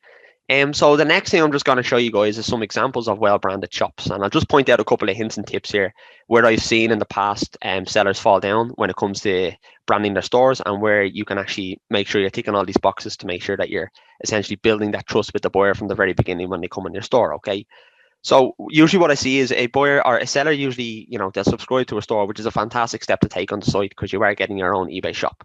But a lot of sellers won't actually do anything with the banner or the the profile photo, or add in the description or anything like that or adding categories or anything like that about their products. Okay. Essentially, when a buyer comes on here and they can see that you've gone through the effort of actually updating your store and they get a feel for your brand, you're building that trust with the buyer straight away, so they know that they're buying off a legitimate business. Okay. So we can see here on the left-hand side with Adidas UK Official, they have a really high-quality banner. Okay, so your eyes are drawn straight to the runner straight away, and it's a good high-quality photo. On the left-hand side, they have their logo, and then they don't have a description in here, but I think it's because it's Adidas, so they don't really need much of an introduction themselves. I think 99.9% of people will know who Adidas are, which is fantastic. On the left-hand side, then they have all the categories outlined. For me, I always try and encourage our sellers to put in the categories within their store. The reason being is this account here for Adidas has just under 8,000 items. Okay, so if you're coming in here and you're looking for a particular product or a particular type of product, to scroll through 20, 30, 40 pages of items before you find it is going to be a pain from a buyer perspective. So if a buyer can just come in here, if they're looking for men's shoes, they can just click on men's shoes within the category on the left hand side, and it just brings them directly into all of those men's shoes that are being sold by this particular seller. Okay, so it just keeps the buyer on the page, and it keeps the buyer from actually going somewhere else where they find it a little bit easier to look for the product. Okay, and then on the right hand side, then we have Jigsaw Outlet. So again, they have a high quality photo for the banner. They have the logo on the left hand side in the profile picture, and they have a really nice description about themselves. So they have an outline of a couple of bits and bobs about their business, which is fantastic. They have the category set up then on the left hand side. Again, if someone is coming in here and they're looking for kids clothes, they can just click on that particular category and they're able to find a few bits that they're looking for. And then a really nice thing that they have set up here, which I'm a big fan of, is the featured items. Okay, so when you actually go into edit your store, there is an option to add in some featured items there. Okay, at the top of the page, you can have up to 4 items within the featured items. Now, a couple of examples of when you can do this is you might have 3 or 4 items that you've just launched and you want them to show up at the top of your shop when a buyer comes in here. You might have a top selling item that 90% of your buyers are coming to your store to look for that product, so you can put that at the top of the page. Or you might just have some items that you have a really good discount on and you want the buyer to be able to see that first when you come onto the page, and you can put that in there as well. Okay, you can update your featured items whenever you want, so you don't have to have it on the featured item within there for any amount of time when it's on the site. You can just change it. You can change it daily if you wanted to. It's no problem at all. Okay, it's the same then with the banner as well. You can update the banner as much as you want. So if you have a Black Friday's coming up, so if you have a Black Friday sale coming on, you might have 25% off all items. You can put that into the banner then as well and just take it down after the weekend. Okay, that's no problem at all. Just jump on to the next slide, please. Thanks. And then you can just continue on really pushing your eBay presence and pushing your brand on the site within the item description then as well. So we can see here with Jigsaw, they have the Jigsaw eBay Outlet logo at the top of the description. They have a really high quality photo, and then it's continuing on then with the content that they have in the store in here as well. Okay, so they have the title again, they have the price of the item, and they have their specific setup then as well. Just jump on to the next slide, please. Perfect. So the next thing we're going to be looking at then is communication with buyers. Okay. So again, like James said earlier on, communication with buyers is very, very important on eBay. But what you can do is you can get ahead of the game and you can communicate with buyers before they actually reach out to you with any issues or anything like that. Okay, so you can send customized automated email notifications to your buyers. So for example, when someone actually purchases an item off you, you can send them an email to thank them for their purchase, let them know you've received payment and that the item will be dispatched in the next working day, say, for example. Or you can send an email when the item has been dispatched with the tracking numbers. Okay. You can send customized invoices to your buyer. So if that's part of your business model that a buyer will request an invoice from you, you can send your customized invoice to your buyers. Okay. And then you can also request the buyers to subscribe to your shop. This is always ideal if you're selling the type of item where a buyer will have to come back and buy another one again in 4 or 5 weeks. If they're subscribed to your store, it'll be a lot easier for them to find you then when they come back into the site to look for that product again. Just jump on to the next slide, please. Brilliant. So just some examples of when you can actually send an automated email or an automated message on site out to your buyers. Okay, so when a buyer wins an auction. So if you have an item up for auction on the site and a buyer wins, you can send an automated email to them just to advise them that they've won, and if they can pay as soon as possible. When a buyer actually checks out, so when a buyer goes ahead and purchases an item, you can actually send them an email just to confirm that you've received payment. A payment reminder. So if a buyer has committed to purchase the item but hasn't actually purchased yet, you can send them a gentle reminder and to pay for the item as soon as possible. You have your dispatch notification then, so you can go ahead and, once the item is actually dispatched, you can send them a message just to advise that, either it's been dispatched or else you can send on tracking information, etc. And then a feedback reminder. So a few days after the buyer has actually received the item, you can send them a gentle reminder for some feedback, just to let you know how the purchase actually went and how the transaction actually went as well. Just jump on to the next slide, please. Thank you. So just to give you an example of what the flow actually looks like within the store, when you are sending and setting up automated emails for your buyers. So we see here you're going to set one up for your buyer, and when your buyer actually checks out, so you've received payment for the item, which is fantastic. So the order confirmation email thanks your buyer for their purchase and tells them where to go to find details about their purchase.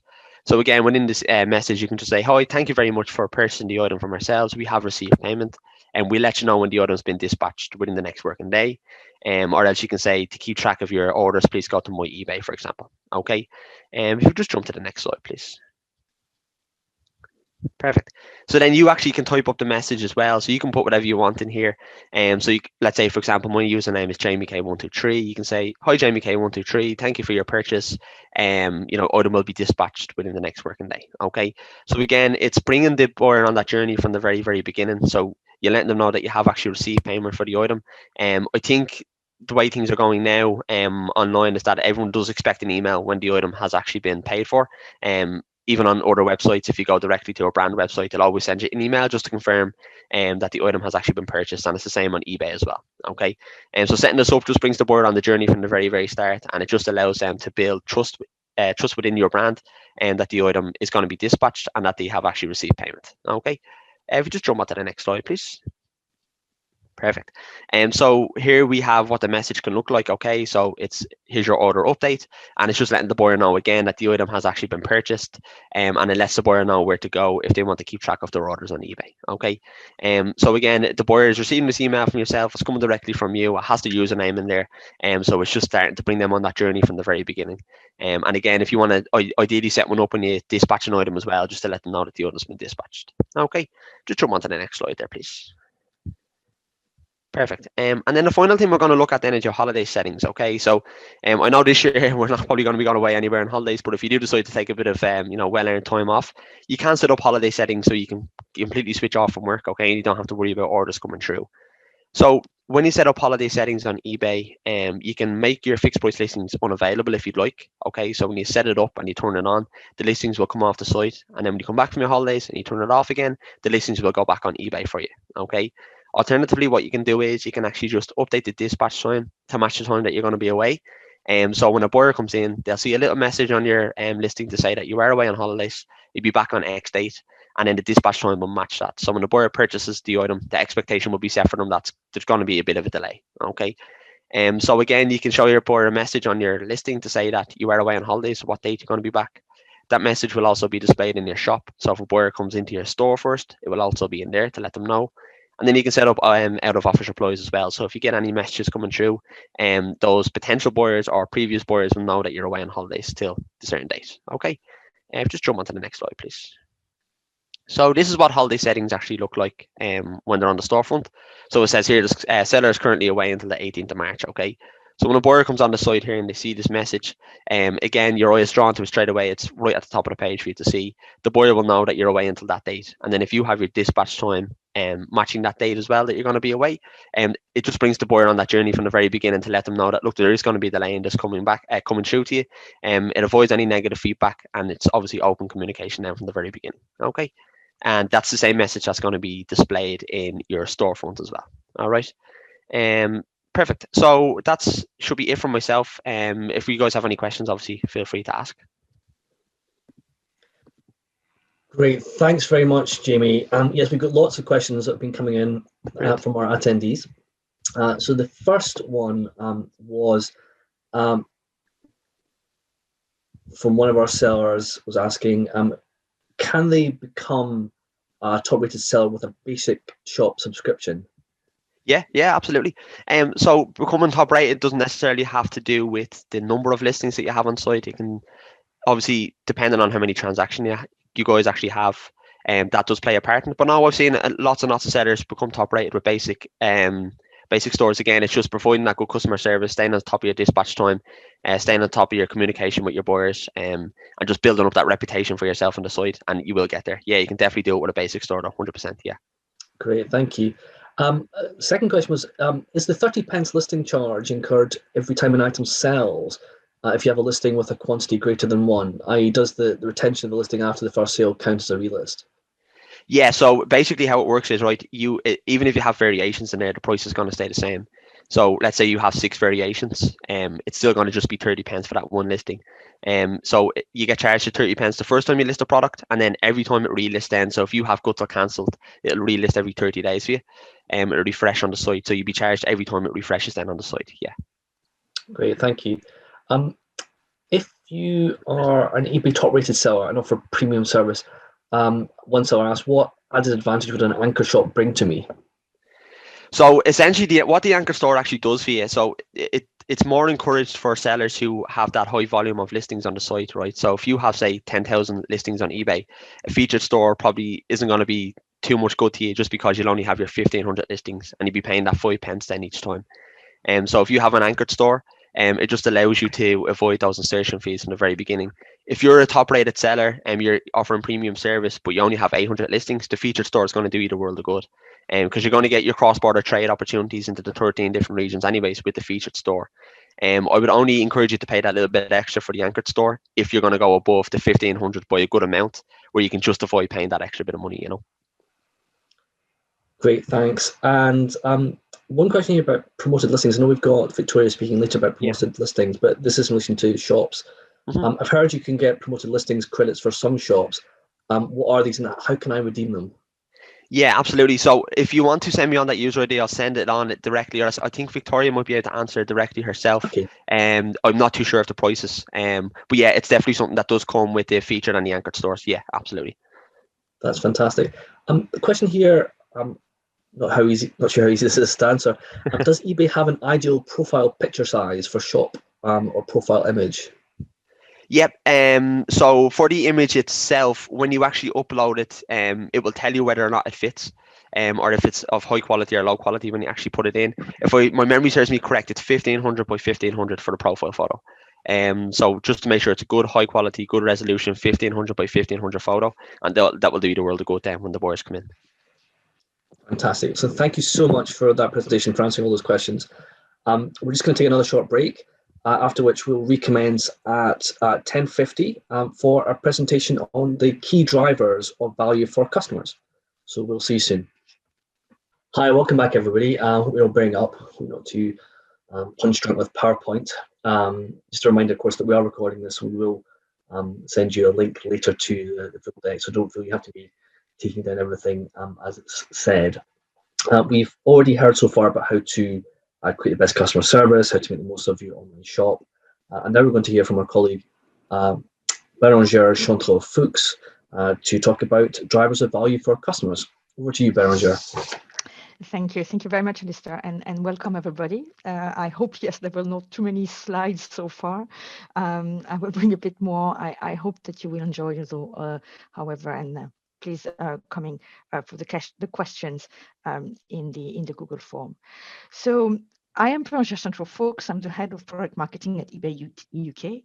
And I'm here today to talk to you about how eBay buyers perceive value on eBay and the marketing tools you have on eBay to offer value and discounts to help them define the best value.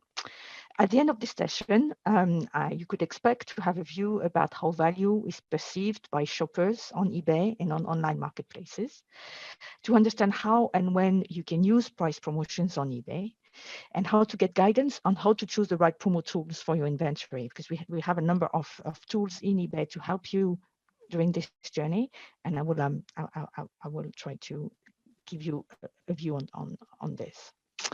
So first, and if we might go to the next slide, yes, thank you. First, I would like just to remind everybody of the size of the marketplace where your listing will appear. And this is important to understand how and when customers are looking at your items. As you know, eBay is a global marketplace with easy access to global markets, which means that your listing will be part of millions of listings that are here for sale. And it would be potentially searchable, you know, up to 182 million of active buyers globally. And what does it mean also is that your listing will be compared to others, and depending on the type of services that you offer and the price of the item, it will be compared with all of those different items. And it's important to remember that 81% of all items bought on eBay are new, and that's 71% of all transactions in US, UK, and EU are free of shipping cost. This is just for you to understand how customers are looking at those to actually define if the listing that they are looking at is of a good value, of a great price, or making their decisions on this. And of course, a lot of the transactions that we are looking at are touched by mobile devices. So customers are browsing for items on their mobile. Customers are making purchases, of course, on their mobiles. They are looking at all of the different options for the same items on their mobile. And this has a huge importance in terms of how they looked about a value proposition. So this is the background over which shoppers are looking for your items. They would have to make very quick decisions of what they perceive a good value. And this is where you can help them identify why your listing should stand out and what they should pick up to your listing. Can we go to the next slide, please? Thank you. So there is a number of things then you can do. And as a result, it is really important to make your listing stand out from the crowd. So there's a number of things that you can think about it, and we will go to that one by one. The next slide, please. So how is value perceived on eBay? Well, let's start with the customers and work backwards.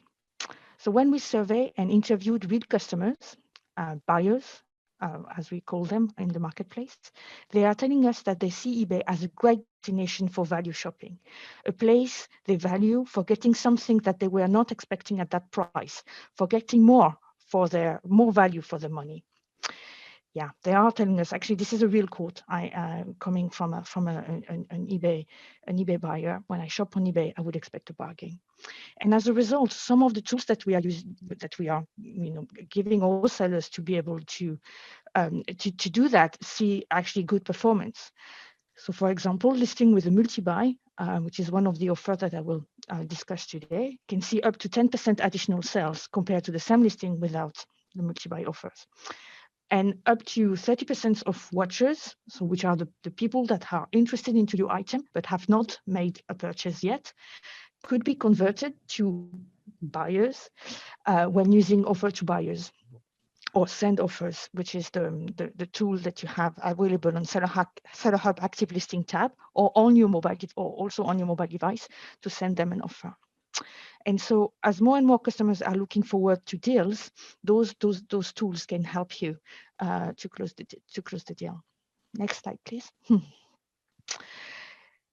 So their customers wants to see great prices, and you see this performance that is driven by these two tools.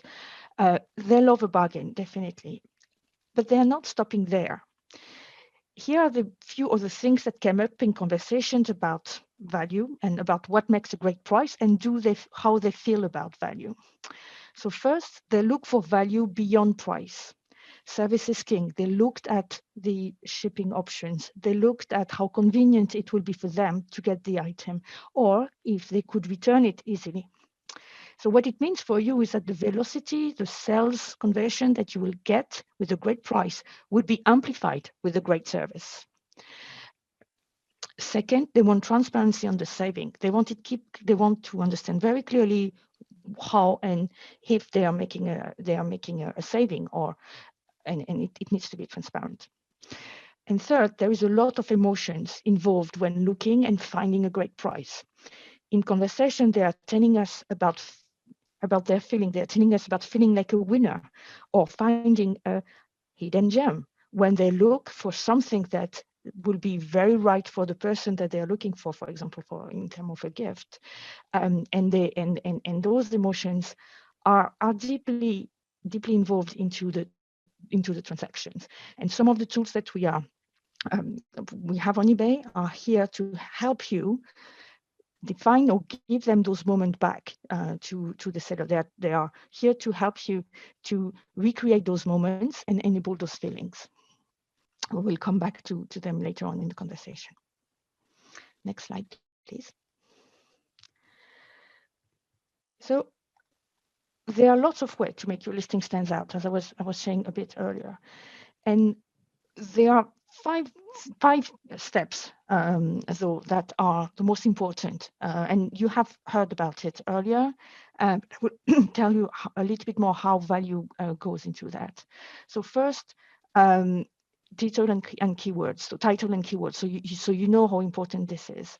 The best practice is to use the 80 characters to be able to stand out and to have make all of the searches that a buyer can do. It's also to look at Terapeak, which is a tool that is on Seller Hub Research for shop subscribers, which is helping you to define what is the best title for your item or for the items that are similar to you. And then that's where you can play with the keywords to make sure that there is the right one. And the second, item specifics. So item specifics are a way to describe all of the things that are important for your item. What is the material? What is the size? What is the color? What is the where it will fit? So it's an important, really important in terms of how shoppers will find for your items. And it is important for you as a seller to try to make, of course, all of the required and recommended, but also think about also having at least a minimum of 5 or 6 of items specific for all of your items. And then there is great pictures.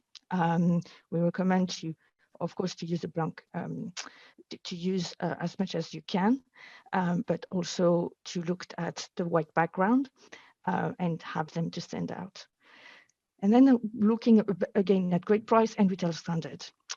Remember that 71% of transactions in the UK, US, and Germany are free of shipping costs. Terapeak here can still help you to understand the competitive landscape. So it can, for example, helps you to understand for items similar to the one that you are listing, how many other sellers are giving free shipping, and how many buyers are actually enabled or enjoying free shipping. So that's also something that you can look at to have a point of reference. And so last one, great price. So here you can use Terapeak to understand what is the competitive price on eBay for the item. Of course, you can also search for your items on other platform or on Google or on other search engine to be sure that you have the right competitive prices. And then on top of that, you can add some of the promotions that we offer to be able to offer your buyer a good deal. And we will go into that in more details now. Can we go to the next slide, please? So which Seller Hub promotion to use? Yes, depending on your item. So what is Seller Hub promotion is what we call Seller Hub promotion is a set of tools to run price and discount promotions on your listing. They could be always on or limited in time. They can display a strike-through price with a was now, or a message on the item about a special offer, like a discount over a threshold, for example. So to find them, you go to Seller Hub Marketing tab and click Promotions. This will lead you to the promotion dashboard, and at the top right-hand corner, there is a button Create a Promotion, where you will be presented with a set of options, auto discount, multi-buy, and sell event. And I will come back to this now to explain you what it is. So yeah, so here are different options that you have to use this promotion. So the first one, multi-buy, as you can see on the left-hand side. This is when you offer a reduced price when you're buying 2, 3, 4 or more of the same item. It's been very popular with sellers. It's very popular with buyers as well on eBay. And I will come back to it, but it's also very mobile friendly with those boxes where you can easily buy 2, buy 3, or buy 4. The second one is order discount. So an order discount is a conditional offer when a discount is given to the buyer when they buy over a threshold or in multiple quantity. So for example, 20% off over £250. So that could be especially interesting into jewelry, high ASP item, or if you buy also in a higher, or if you want to drive the basket size. Sell event is a very straightforward promotions where it's an unconditional offer when you reduce the price for a limited time and you shout about it by adding a strike-through price. You know, the very popular, especially at key retail moments like Black Friday, Christmas or sales period. And then lastly, the last tool that we offer is called offer to buyers. And it's when a seller sent to specific buyers a very private offer that only specific buyers will view and watch, and they could reply by email or directly on the app to that offer. So moving one slide up. So this is where we can, you know, by looking at the different options that you have, you can define which promotion tool is the best for your item. So to do this diagram, we analyzed many promotions on the site and realized that item price and the volume was key to drive the right promotion for the right item. So on high price item, which we would consider more than £30, sell event and best offer to buyers works really better. And for those of you that would be ready to negotiate their prices, actually this can work very well. And eBay is one of the marketplaces where this kind of negotiation can happen to find out, to be sure about the right prices for your item, especially if they are unique item that only you will source and offer for sales. When sell event works very well for mild to high volume items, offer to buyers works very well for lower volume, you know, these unique items that I just talked about. On low to mid price items, so when we are more, you know, below the £30 mark, multi-buy is a great tool for item with a higher volume of sales. And I will come back with example next on the next slide. If the volume that you have for sale is lower, is smaller than what you would have for multi-buy, and what you want is to actually offer some bundles, order discount then works very well. So for example, think that if you have, I don't know, something to sell that is in the clothes department, but you have only 2 or 3 of them, maybe actually you can offer an order discount for the buyer to have the gloves, the matching hat, and the scarf, and that could actually work very well for the buyer. While on multi-buy, it would be more the same scarf, the same hat, and the same gloves, which will work actually less in this category or in this example. So these maps represent the natural states where promotions works best, and you can work with them to define what works for you. So, you know, trying and looking for what is the right type of campaigns for your inventory is usually the good way to start. So if we go to the next slide, please. Yeah, that's where, you know, I can give you a little bit more on how to use these promotions. That's where we can see that we need to think a little bit longer term. So you need to think about how long do you think that your listing will stay on eBay? And so here, you know, different sellers will do things differently. I know that there is a number of sellers within the community that actually list items with quantity of 1, quantity of 2, but they list a lot of items. So in this case, they are not expecting their listing to be there for a long time.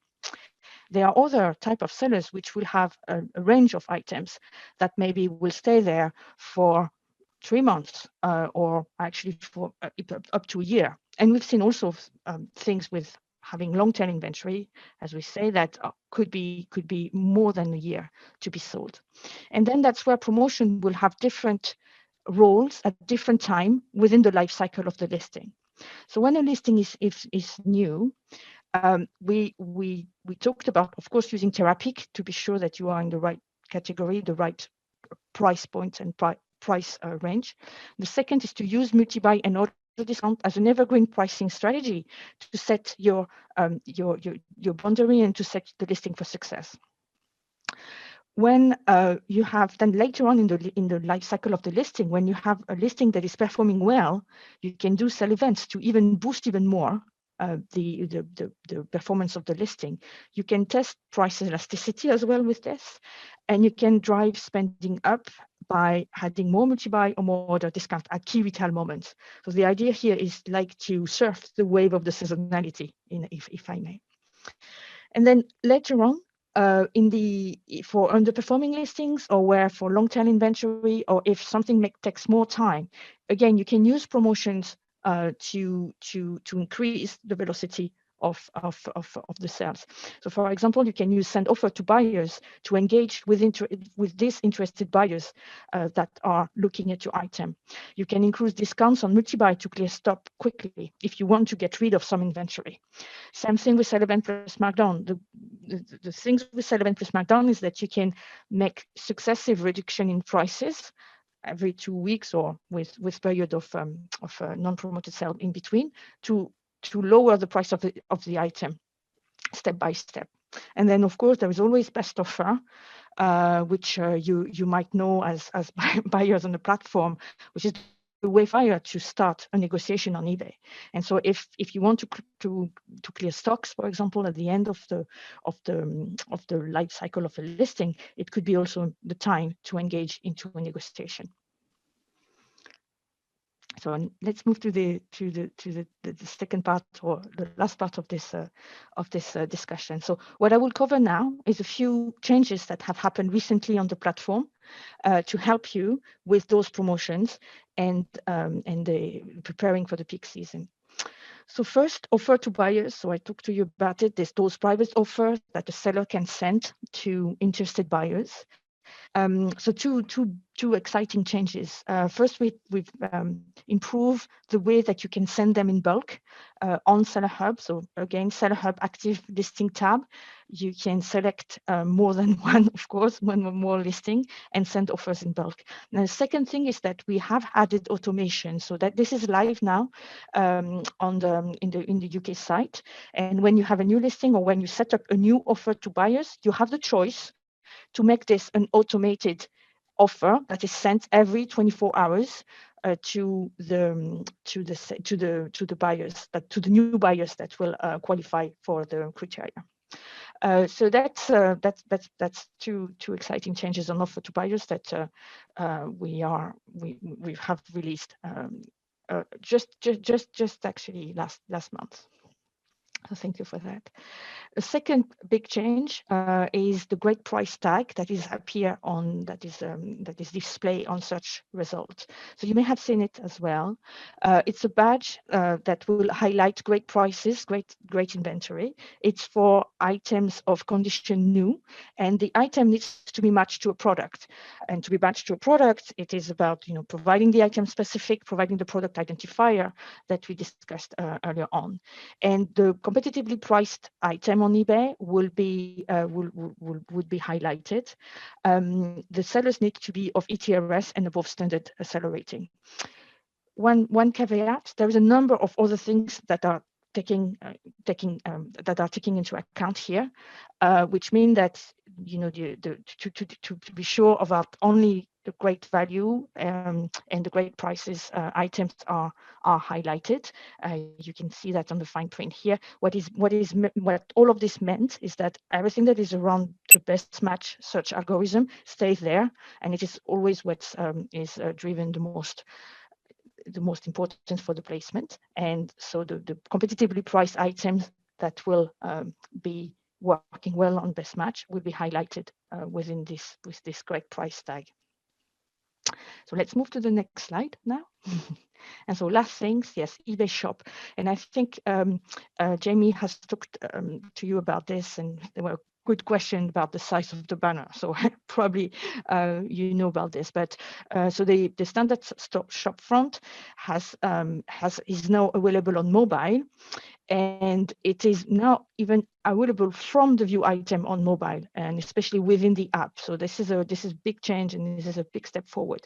What it means is that buyers interested into your item as a seller have an entry point into your shop front when it is on mobile. One caveat: if you had in the past had custom store, unfortunately those custom store are not supported in the app and on mobile, which means that's why we're encouraging sellers to move to the standard shop front as much as possible to benefit from those added entry points and this added visibility on mobile. And I think I'm the end of the presentation. I think I just have one last slide to remind you of all of the things that you can do with promotions. As you've seen, they are driving value. They are the perceive of they show to buyers that you have a great price, and they are well received by buyers. You can choose the right promotion, review, and optimize to be sure of using the right one for your inventory. And of course, this is the time of the year to look at this and to look in a way in terms of where your promotions can help your business to grow.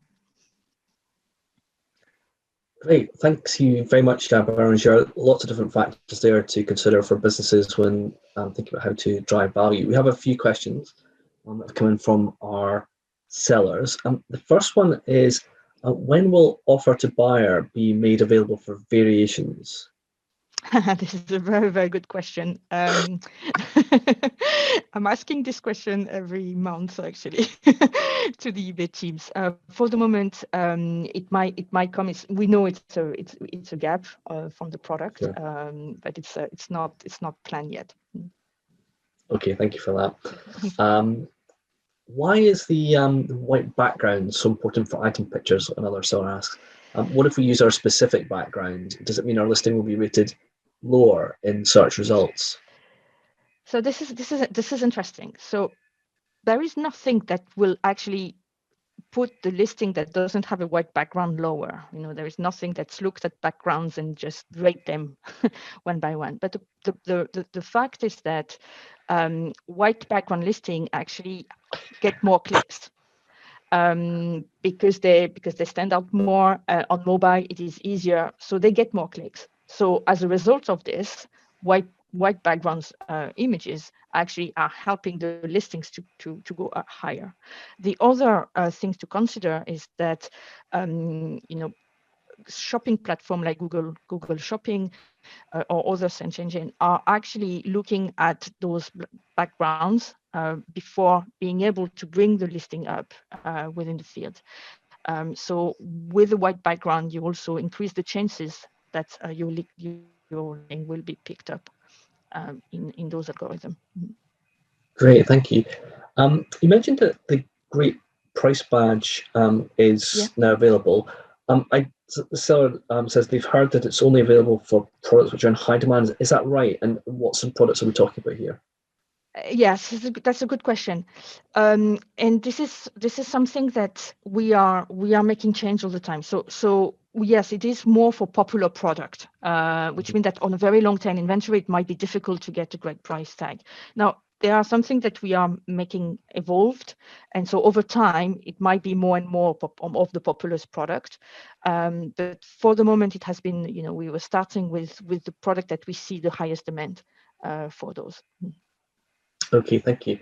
A question, I'm not sure if this is one for you or not, but I'll put to you anyway. How do you become one of the selected sellers in relation to eBay discount codes?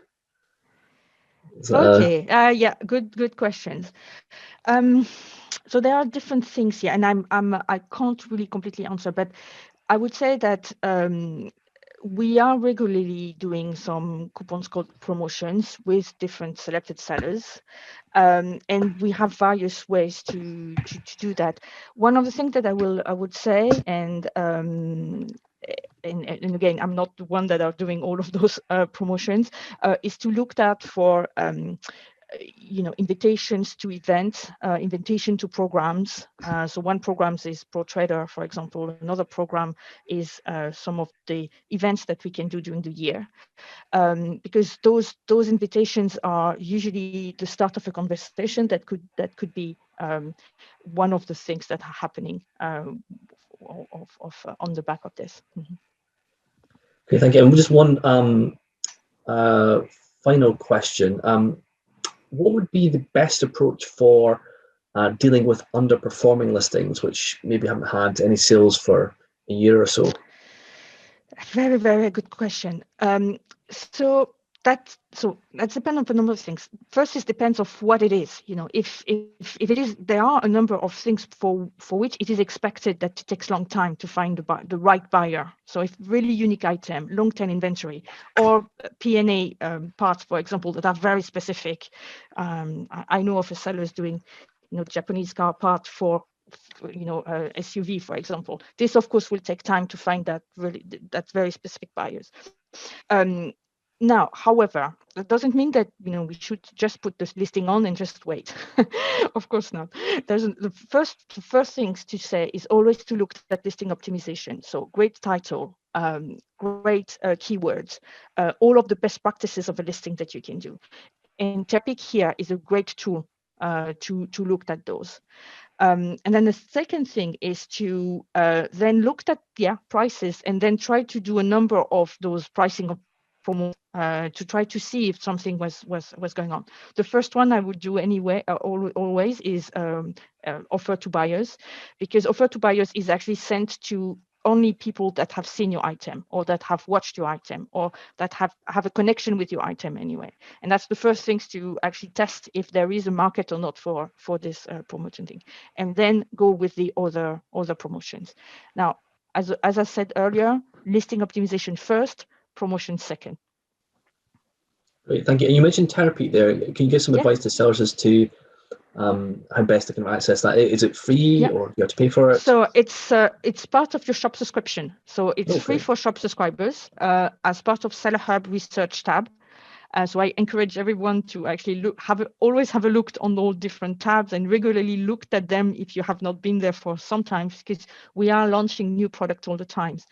And so Terapeak was used to be a paid for service, but it is now part of the shop subscription. It is available on Seller Hub Research tab, and basically what it does is that it gives you a lot of information that a lot of our sellers were looking for by searching for their item in the search tab. Mm-hmm. But now actually what we have added a number of good KPIs and for sellers here, like the percentage of free shipping, the sell-through rate, the number of active listings within the same query, and it's actually quite fascinating also to just to look at what is the market for your items with it. So Seller Hub Research tab, the first option on the left. Encourage everyone to have a look and try to see for themselves. Fantastic, that's great advice. Thank you, Bérengère. We've got time now for one final break. We'll be back, I think, at about 11:30, and then we'll have our last two presentations. Firstly, on how to optimize your listings along with promoted listings, and then that'll be followed by retail standards and international delivery. So see you at 11:30. Okay, thank you. Thank you very much. Thank you, bye. Welcome back, everybody. Thank you for staying with us. I know there's been lots of slide presentations, lots of decks, lots of PowerPoints. The good news is we're in the final stretch. We've got two more to go, but we've saved the best to last. So we have now with us from our Global Customer Experience team in Dublin, Victoria McCullough, who's going to talk to us about optimizing your listings and also about promoted listings. Over to you, Victoria. Great stuff. Thanks, Alistair. So I've already been introduced, but yeah, my name is Victoria. I work in the Global Customer Experience team here in Dublin as a growth advisor. So I would kind of specialize within all things growth, so making sure we're fully optimizing accounts, scaling it up to its full potential. Before I jump into my presentation, I just do want to note there may be some information that has been previously covered.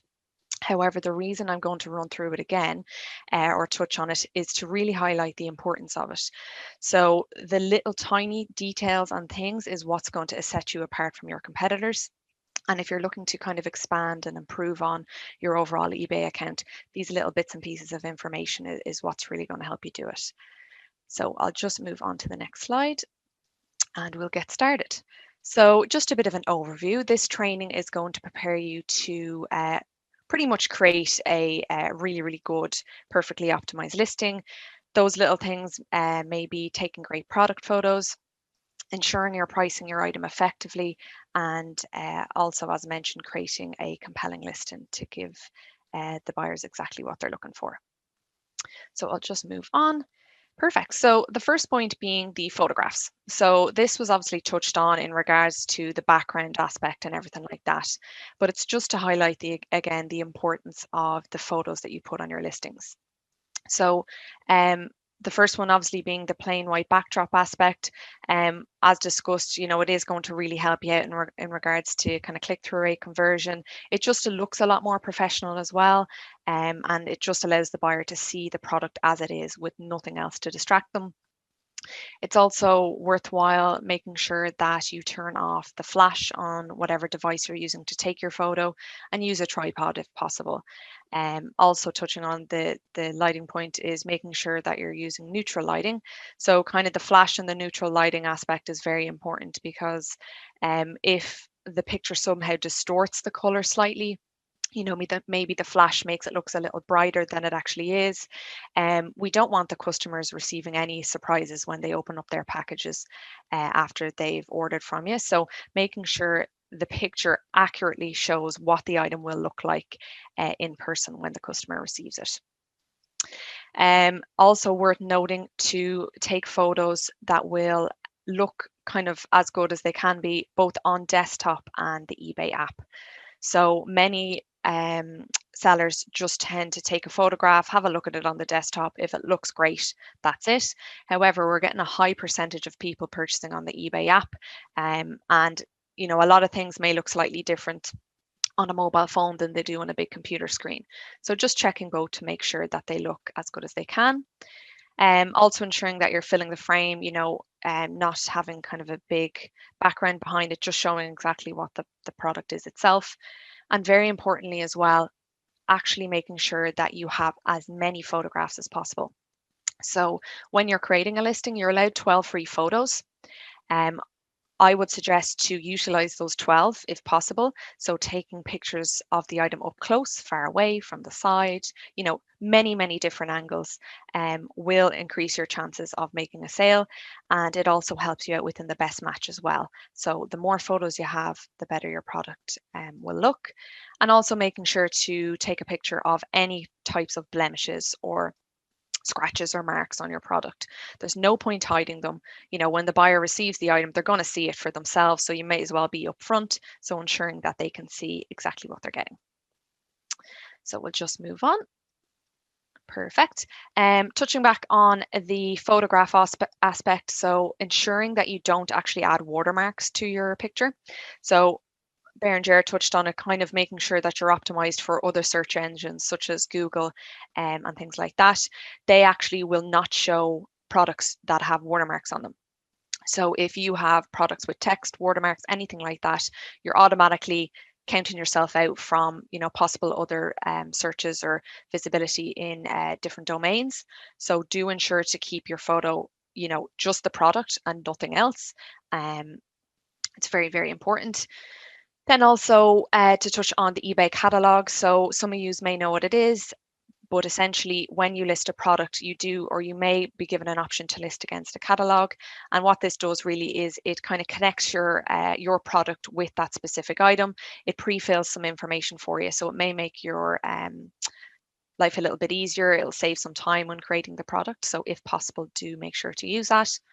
And then very importantly as well, making sure the first picture in your listing is the item itself. So a good example of that, to the right hand side there, you'll see a picture of this lovely lady with the 3 handbags and a purse. This particular picture would not be a good first photo on a listing, because looking at this now, I have no idea what, you know, the item is. Am I getting all 4 items? Am I just getting the brown handbag? Am I just getting the white handbag? I don't know looking from this photo straight away. So you'll want to make sure that the first image you're showing is exactly what the customer is going to be receiving. So we'll just move on. Perfect. So as mentioned, some of these points may have been touched on before, but it's just worth kind of having them in your mind there, because these little details is really what's going to make sure your listing is fully optimized and compliant. So the photograph aspect, obviously we discussed that. So just making sure they're high quality, because it will kind of push a buyer to purchase from you. Touching on the category aspect, so just making sure to put your item in the correct category. I know this may sound pretty self-explanatory, but you know, ensuring that it's the category you're using is the best fit for your product will make sure it's showing up within the search results for customers. So just kind of double check, make sure it's the correct one, and you'll be good to go. Then creating an effective title. So this is very important. You do get 80 characters for your title. Do ensure to use the full 80 if you can. If not, include as many keywords as possible. It's worth noting that each customer searches for different keywords in the search results. So an example of this is, if I was to look for an iPhone, I might look based on the model. Some other people may, you know, search keywords based on the camera quality. Some people may search based on the color, etc. So you'll want to make sure you have all those specifics within your title, so you're accommodating every possible customer that is possibly searching for your type of item. Then on the item specifics and product code aspect, as was mentioned before, this is so important. So just a bit of background on what item specifics kind of relate to is, I'm not sure if any of you guys have kind of purchased on eBay, but when you search for an item in the search results, you'll be given like left-hand or filters down the left-hand side of the page to kind of refine your search. So whether it be by color or size or whatever it may be, these item specifics directly relate to that. So if a customer goes and, you know, ticks a few of those filter boxes, but you don't have those little aspects filled in on your item specifics, you're automatically not going to appear within the search results. So you're counting yourself out for a high majority of sellers or customers who use those filter boxes down the left-hand side. So do make sure to put in as many as you can to make sure you're appearing for any buyer. Then on the description aspect, so just making sure you're given accurate descriptions, pretty self-explanatory. It helps the buyer shop with confidence. It gives them all the additional information they need that they may not be able to get within the title or item specifics. And it just allows them to read up a little more before they decide to purchase.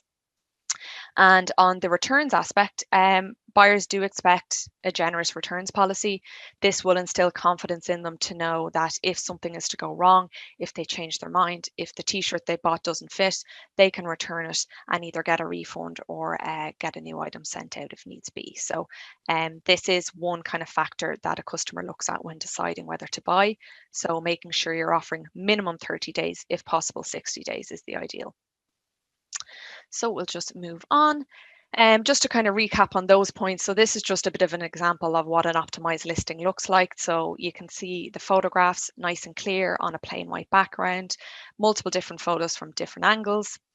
Also the category. So this particular item is an air filter, and I'm not sure if you guys can see that, but the category it's in is the air filter category. So we know that's the correct one. Then the titles, so as you can see, lots of keywords there, making sure that, as I said, you're accommodating for every type of keyword that a customer could possibly type in. So this one is nice and full and taking up a lot of characters. Then if we just click again to the next slide, the picture should now show the description. So this is an example of a really good description. So it's showing the photographs once again, in case a customer needs to have a look and just check some things out. It's showing all the additional information about the product. So all kind of the additional bits and pieces you may get, what is, what isn't included, anything that a customer may need to know. And as well, down the left-hand side, you'll notice that the seller has also indicated all of their other shop categories. So if a customer was to search this product, click into it, scroll down, maybe decide it's not exactly what they're looking for. They can have a look at the seller's other shop categories and possibly go forward into their store and purchase a different item. So things like this can lead and kind of build up a bit of visibility about your overall store and hopefully lead to more sales. Offering the free returns is a big one as well. And then, as mentioned, photographing the item from several different angles is really going to help you out. Perfect. So this is just a little bit of information that we have regarding the eBay mobile app. And there's a handy little feature in it that will actually allow you to edit your photographs onto a plain white background. So this is just an overview on how you would do it.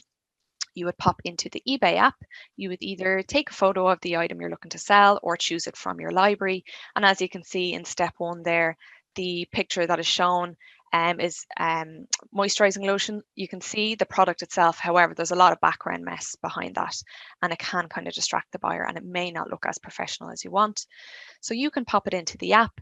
You'll see in step 2, you can edit the image to clear out the background, to put it on a plain white backdrop. Step 3, you'll also be given options to frame it, crop, erase, pinch, brush, whatever you may need to do to get the photo looking as good as possible. And then step 4 is kind of the final result. So comparing to step 1, it looks a lot better, a lot more professional, and it can then hopefully increase your chances of making a sale, because a customer can see exactly what that item is. So we'll just move on to the next slide. So on the kind of the pricing aspect, it's worth noting there's 2 ways to list your items on eBay. Most of you guys are already aware of this, but just to give some additional information as to when each type of option would be beneficial. So the fixed price being if you have an item and you know the exact price you're looking to sell it for, you're looking to list it for a long period of time, and you have a lot of inventory of it. Also, if you have multiple different variations. So if you have a t-shirt in multiple different colors, it's great to put it all in one fixed price listing, as it doesn't clog up the search results and it gives the customer the option to browse the different options you have on the one listing. Then touching on the auction style listing. So this is a great feature if you are unsure of the value of your product. So if you really don't know what to list it for, and you'd like the eBay marketplace to kind of determine it for you, the auction listing may be for you. So it's suited to items that are unique or hard to find, collectibles, in demand, or things that may kind of attract a bit of a bidding war, and get customers kind of looking at the product. It's brilliant if your item generally kind of fluctuates throughout the year due to seasonality or the popularity of the item. The auction might be useful for you guys. And then also worth noting, with an auction style, you do have an option to set something called a reserve price, which essentially allows you in the background to set a price that you are not willing to go below. So if you have your auction running and it doesn't reach the set amount that you've kind of set in the background, it won't sell. So you're not missing out on any possible money. And also worth noting, you can also put in a buy it now option as well. So you can have it running as an auction, but also then to decide, you can kind of say, if a customer is willing to pay 50% or £50, pardon me, here and now, they can do that instead of waiting for the auction to end. So a useful little tool there. So we'll just move on to the next slide, and still touching on the pricing guidance aspect. If you're unsure about what to price your item as, the best thing to do is go into eBay and search for your item, see what competitors are selling it for. A little handy feature as well is if you actually go to advanced search, you can search for that particular item based on ones that have recently sold. So you can see what customers are willing to pay at the moment, at the time, and then you can accurately set your price, so you know you're not going to be paying a lot or selling it for a lot more than competitors, and customers are willing to pay that set amount that you set it out as. Buyers are obviously going to be looking at the price you're selling it for, but bearing in mind they will also consider a lot of other different things, such as the price of postage. It's all well and good having a really cheap item, but if you're offering £10 postage alongside that, it may deter the buyer from buying from you. So making sure that you just consider that aspect. Then just touching on the reserve price again. So if you do choose to use an auction, making sure you utilize that feature. So it means you're not going to be losing out on any money.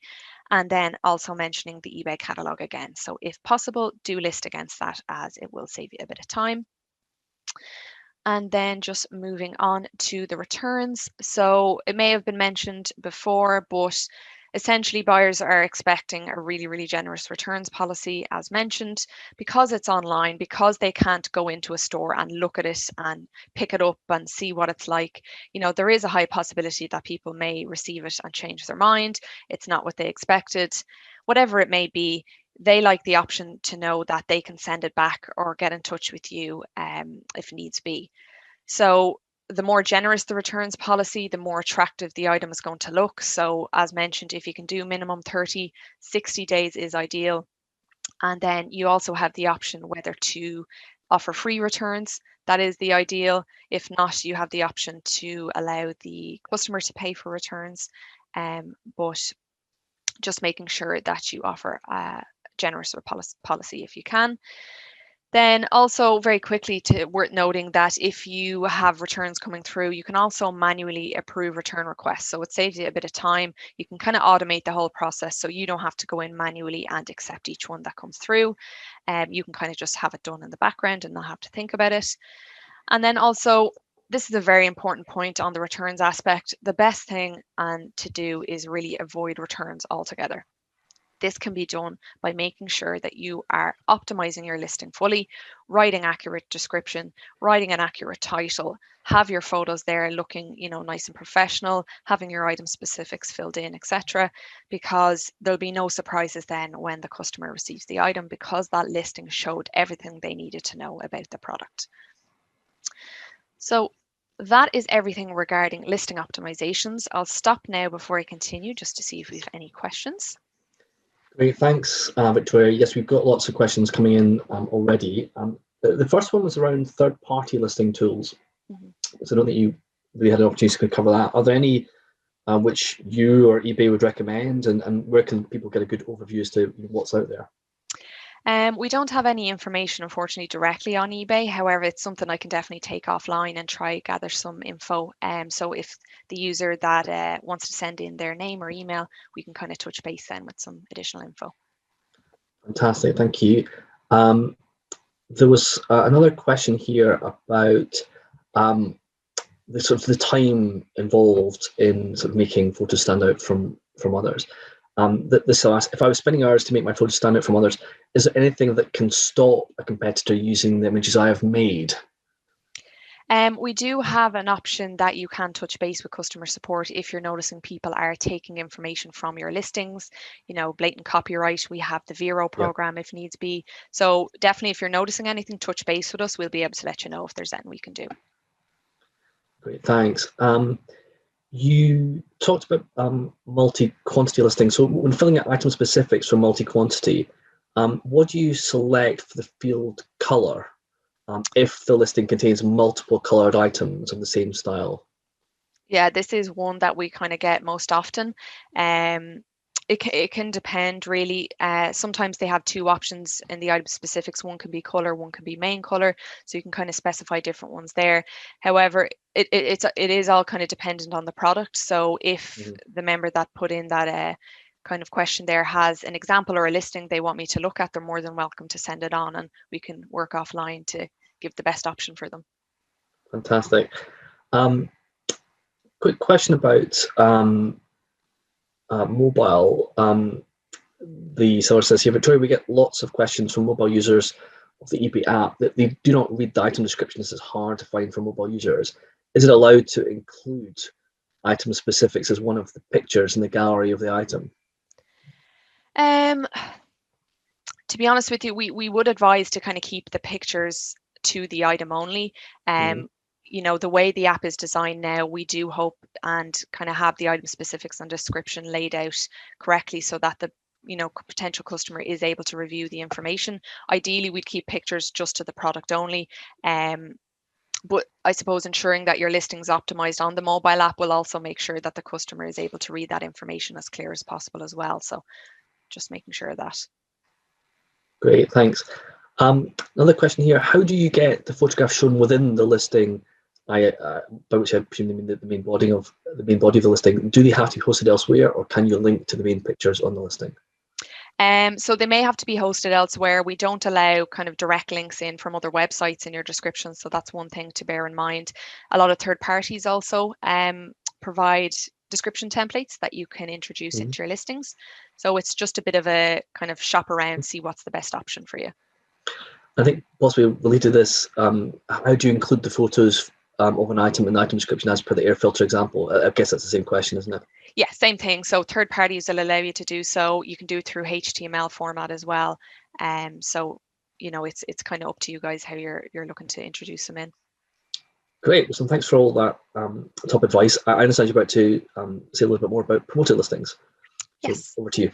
Perfect. So yeah, as mentioned, I'm going to have a quick chat about the promoted listings tool. So this is eBay's own sponsored advertisement tool, quite similar to a lot of other things like Google AdWords, Facebook ads, things like that. This is eBay's own version of it. So we'll just move to the first slide to give you a bit of an overview of what this tool is. So promoted listings essentially allows you to get your products noticed. So it provides additional visibility across the eBay platform. So there's a lot of misconceptions that if you're using this tool, it only provides you visibility in the search results in regards to maybe a higher placement, which is not the case at all. Your items can appear in up to 50 different places across the site, such as the checkout, on view item pages, obviously the search results as well, but there's a multitude of other areas where your sponsored ad could be appearing. One of the great things about promoted listings is it's completely low risk and there is no upfront investment with it. So many other competitors' tools actually require payment for clicks. So if you receive a click on your item, you'd be paying a fee, whereas ours is only pay per sale, meaning unless you actually benefit from the tool, you don't pay a cent. And it's also great as well because it can boost your exposure by up to 30%. And one of the great things about it is if you, say, for example, had your listing sponsored and didn't make a sale, however, your visibility is obviously increased and people are clicking into your product, it's bringing overall awareness to your items and could possibly lead customers to then go in and have a look at your other items. So it's kind of a knock-on effect. You're kind of getting benefits from both ends, the visibility aspect and then obviously hopefully the additional sales. The kind of way the promoted listings is set up is, as mentioned, you only pay when you sell. The percentage that you pay is completely determined by yourselves. So you can pick from 1 to 100%. And it can be completely based off what your margins allow you to do. One of the great little features is we give something called the suggested ad rate. So if you are looking to set up some sponsored ads, we will recommend a certain percentage for you that we feel is best suited to your product in order to get the kind of best results. So you're not just sitting there kind of picking and choosing random percentages. We actually give you some information to point you in the right direction, which is good. Some of the benefits of this tool is the quick and easy setup process. So it's basically 3 steps and everything is set up. You pick your listings you want to promote, you pick the percentage you're willing to pay, you pick your start and end date, and we'll take care of the rest. We start sponsoring your products once it's launched. Then it also is great because it allows you to stay in control. So you may set up a sponsored ad campaign and then a couple of weeks later, you may decide you don't want to use it anymore. You can do that. There is no kind of set amount of time you have to use it for. You can start it, stop it, or adjust it at any time. You can add or remove listings and also adjust your percentages as you feel necessary. So a lot of control and it's really, really flexible. Also the reporting aspect as well. So you may have seen your promoted listings dashboard if you guys are using it, but it gives you a full report, detailed report of how you are performing on a daily basis. So you can see the impressions you're receiving, the sales you're receiving, the fees you're paying, everything you may need to know about the performance of your campaigns is there in the dashboard for you to see. And then also the clear billing options. So as mentioned, you determine the percentage that you pay. Before you even set up the campaign, we show what that fee is going to be if it sells. So you can work that into your margins. And there's no surprises at the end of the month. What you decide to pay is all you're going to pay if it sells. And then touching on the question we actually received previously, so there are monthly credits for shop subscribers, both featured and anchored. So a featured store receives a £10 listing upgrade credit that can be put towards promoted listings each month, and an anchored store receives £20. So definitely a little incentive for you guys to start using it if you haven't. So we'll just move on to the next slide and just a bit of an overview on when to use promoted listings. So there's a couple of points here to kind of bear in mind, and when is the best time to kind of set something up. One being drop in sales, so pretty self-explanatory. This particular tool allows you to get additional visibility and then will hopefully drive conversion for you. So if you're noticing a slight lull in sales or you're looking to kind of boost things up a little bit, this is a great tool to help you do that. If you were recently kind of demoted standard wise, if you were previously below standard and have now thankfully come out of that, either to above or top rated, it's a great way to kind of get the momentum built again and kind of get some additional visibility compared to what you were getting when your standards may have dropped. It's also great for overall business growth. So if any of you guys are just looking to expand, boost awareness of your brand, your store, your product line, it's great for that. Then also if you're launching new product lines, so many of you are obviously aware when you list a product, there's no sales history behind it, and it may not be up at the top spot of the search results, as you can imagine. So using this will allow the visibility to build up that sales history and get you in a position where you feel comfortable and where you want your products to be. It's also great for selling through excess stock that you have or wish to get rid of. It's great in conjunction with a sale event or promotion. So touching on Berenger's kind of presentation there. So promoted listings increases your chance of visibility. So you're getting a lot of additional impressions. The other promotional tools will hopefully increase your chances of a conversion or of a sale. So the two combined together is pretty much a match made in heaven. So definitely if you're using sponsored ads, kind of using the promoted or the promotional tools such as multi-buy, sale event alongside that is really going to help you out. And so the tool itself is accessible under the Seller Hub, which I have some screenshots now on the next slide. And then also just reiterating the £10 and £20 credit you do get that I would highly encourage you guys to use. So just moving on to the next slide, these are just some screenshots of where you can access the promoted listings tool. So very easy, you go to your Seller Hub, you go to your marketing tab, which is the fourth option. And then the last option on the drop-down menu is promoted listings, and it'll bring you straight into your dashboard. Bearing in mind, this is one location where you can set up your campaigns. You also have options to set it up in your active listing section. So you can do so by going into your active listings, and there is a tab on the right hand side that will allow you to activate promoted listings on individual listings itself in that section. Or if you wish, you can actually log or revise individual items as well and do it on the listing flow if needs be. So lots of different options on how to set it up. And very quickly, this is just some examples of the type of visibility you get when using the tool. So the first screenshot here is the search results, as you may have seen, and you can see most of the listings there are sponsored advertisements. So within the search results, it is going to help with placement. You will get a little sponsored tag above your item title to kind of indicate to customers that you're sponsoring the products, which hopefully kind of builds a little bit of attraction to your item and gets them clicking through and having a look. Then also to the right hand side, just an example of where your sponsored ads may appear on a view item page. So as you can see, we're on a listing, but actually down below on the bottom of the page, we're showing similar sponsored items with kind of an idea that customers may potentially then click into those sponsored ads and purchase them if they are similar to the product they are looking for.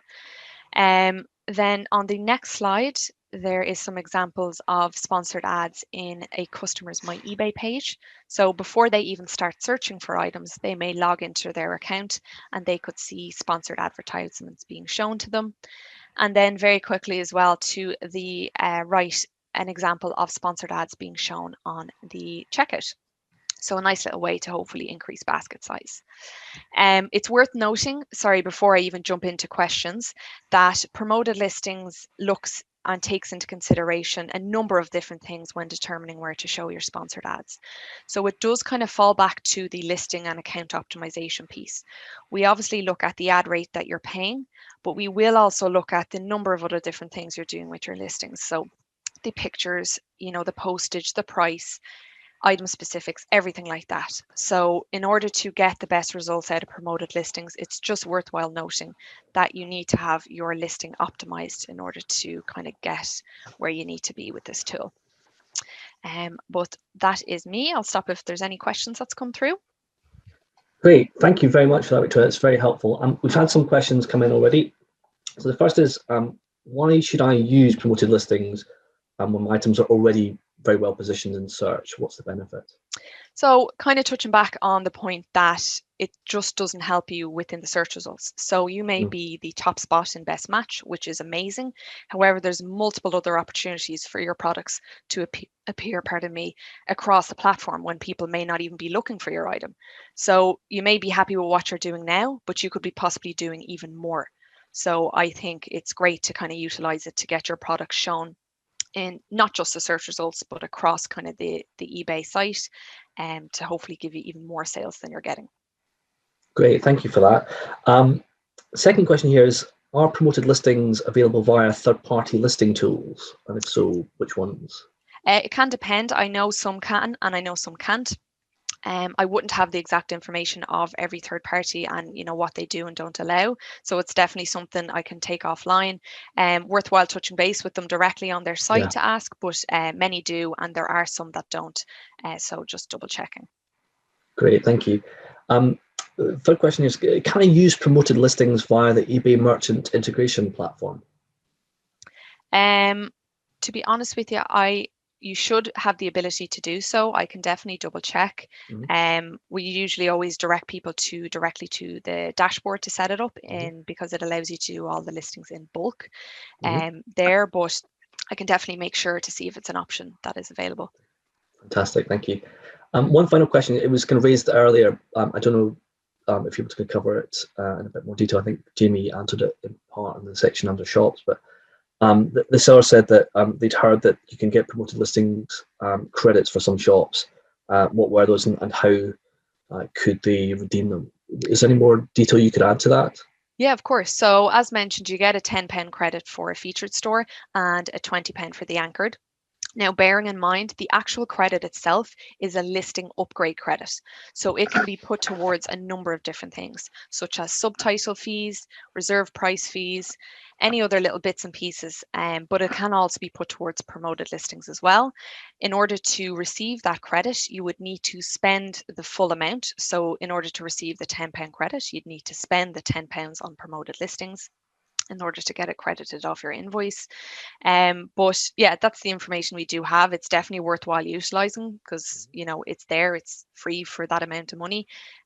So it would be silly not to utilize. But if there is any additional questions or anything like that, they're welcome to touch base. I can definitely clarify. Fantastic. Thanks very much, Victoria. That's lots of really useful tips there. No problem. So this now takes us to our final presentation of the day, and we saved the very best to last. It's Josh McWilliams, who's going to talk to you all now about retail standards and international delivery. He's our headline act for today. Brilliant. Thanks, Alistair. Hopefully I don't disappoint. So, hi, my name's Josh McWilliams. So I work in the retail standards team. We're mainly focused on delivery and logistics. And today I'm going to take you through what retail standards is. Retail standard is 4 components. That's free delivery in 3 days, which is the fast and free badge, payable next day, click and collect, and a 30-day returns. And today I'm going to share why that's important, what we've done in terms of COVID, in terms of what we've done impacted delivery and what we're doing about it, how to manage peak with some 3 clear actions, and finally I'm just going to touch on international delivery and Brexit.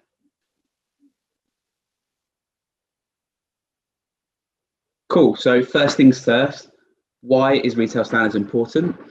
So 1 in 2 buyers consider free delivery as a key factor when they buy from a retailer. And on eBay, 90% of items which are sold have free delivery.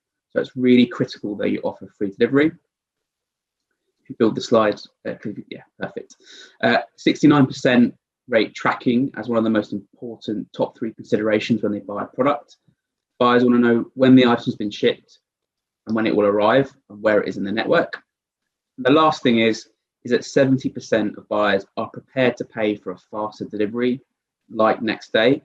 And on eBay, it's way under indexing. So I think it's a really great opportunity for you to offer a payable next day, put it on the charge on the buyer so it doesn't erode your margin, and that you can get above and better and above your competition. So you might think that retail standards or delivery is only post-transaction, but actually retail standards impacts buyers throughout their journey. All the way from when they start browsing, they might have a certain day in mind. They might want to get it next day for a gift or a present. When they click on the view item page, they want to see choice. They want to be able to choose 3 in 3 days or next day, or they might choose click and collect. They want to be able to track it. As mentioned, it's really important to build trust. Buyers want to know where it is in the network. And then finally, once the item has arrived, the buyer might want to return it. And ultimately, you as the seller are judged on delivery. So 2 out of the 4 feedback questions relate to delivery time and postage charges. So as you can see, it starts all the way from when they start their journey on eBay or even on a retailer online, all the way to when they finally get that item. So as I mentioned, there's 4 retail standards on eBay. That's free shipping in 3 days, which is the fast and free badge, with a payable next day option, click and collect, and 30-day returns. And through some internal eBay research, we know that gives you the same uplift as a 5% coupon. And on eBay, 50% of buyers, for example, offer the fast and free or 3 in 3 days, but only 25% offer all 4 of these options. So it's a really great way for you to get in front of your competition and provide buyers what they need. So let's just watch a video, short video. You can hear from what sellers think about the fast and free badge. I think if you click play, it should work. Yeah, brilliant.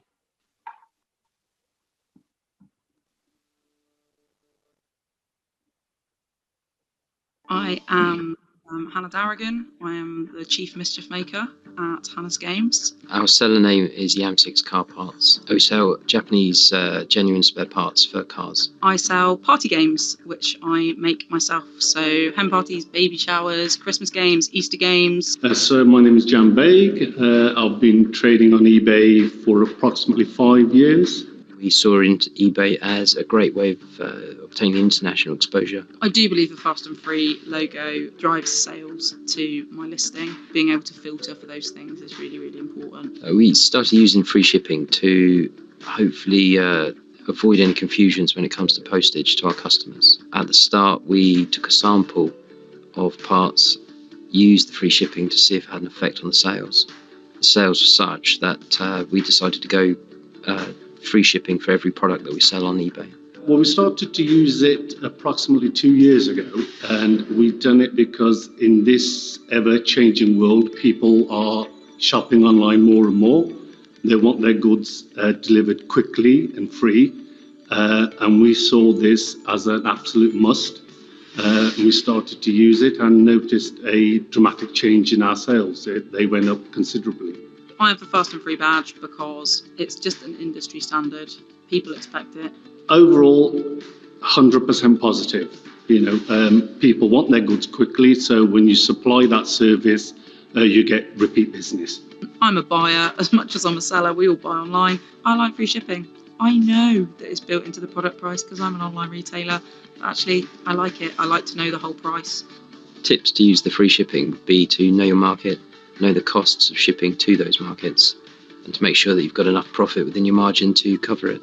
You have to find the right courier for your business. We managed to do that, and I think as long as you can do that, it's a win-win situation. It's very important, and we will continue to offer it, absolutely. I think that's what people expect. And if you don't offer free shipping, or shipping included, depending on how you want to view it, I think that it really hits conversion. It's just a no-brainer for me. Thanks for watching. If you'd like to see more content like this, or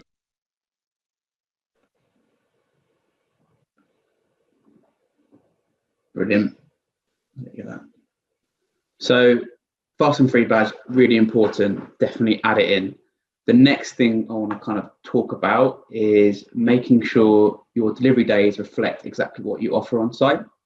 So for example, 80% of items are delivered on a Saturday if they're bought on a Wednesday. However, 50% are actually told this. So we know that sellers, you can pad the delivery days, but it's really important that you offer exactly what you're doing on the site, reflect your operation, because then you can drive sales and you give buyers exactly what they want. So my advice is make sure you offer the exact delivery date and don't miss out on sales.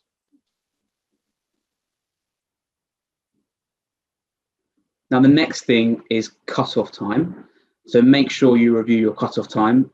eBay defaults that cutoff time to 2 p.m. However, if your carrier drop-off or collections happen later, then amend it. 70% of sales on eBay happen after 2 p.m. Therefore, a quick change on your listings, just by a few hours, can actually double your sales. So make sure you reflect your cutoff time accurately. Now, COVID has had a big impact, and I just wanted to give you a bit of a recap on how we've seen behaviours change in relating to delivery. So the first thing is they're way less concerned about delivery speed between March and June. They favoured home delivery rather than collection. Exports increased into markets that were unstable. Buyers shopped on eBay more frequently, and there were less returns. And as a business, we pivoted to react to that. So this is how do we react? So as eBay, we quickly reacted to the behaviour changes that happened due to COVID. We extended delivery days where necessary to reflect carriers that were being delayed. We actively opened and closed click and collect locations based on government and retailer announcements. We protected your defects, in particular relating to delivery, such as INR, or item not received, and late delivery. We established new freight lanes to make sure export regions didn't drop. And finally, we did extend our return policy for that period. Now, taking everything into consideration, as I mentioned, I want to give you 3 actions to take away. 3 actions that relate to a COVID impacted peak and 3 that related to a non. Now, at the minute, we are impacted because of lockdown, but hopefully in December that might change. So for a COVID impacted peak, make sure you check your handling times and accurately reflect the current situation, and any pressure, use the holiday to relieve that. Upload tracking to ensure that your orders, so that buyers have full visibility, they know exactly where it is, and use the Seller Centre page to stay up to date with any changes for support. And to find that page, all you need to do is Google Seller Centre COVID eBay, and you'll be able to find that page. And for a normal peak, which I'm hopeful in December will happen, reduce your handle time, amend to 0 days for key items, so you can offer next day and the item becomes quicker. Offer free delivery in 3 days to enable the fast and free badge. And last but not least, offer buyers choice to upgrade to faster delivery options when needed, and offer click and collect. Cool. So the last topic I want to talk about is international delivery, and I'm going to focus on Brexit. So there is uncertainty selling internationally due to Brexit. We know this is on the horizon. Selling into Europe will become more difficult. However, our global shipping program, or we call the GSP hub, is Brexit ready, so we can take the hassle out of that, and so you can internationally sell easily. So just a bit of a recap in terms of what we do for the GSP hub. So first things first, it's fully COVID secure and it's an operational hub, and we've got all the measures in place so you don't have to worry about that. It's fully managed in all it's fully managed with all the region carriers, and that's in 106 markets. The buyer pays for everything up front, including duty, taxes, and international shipping.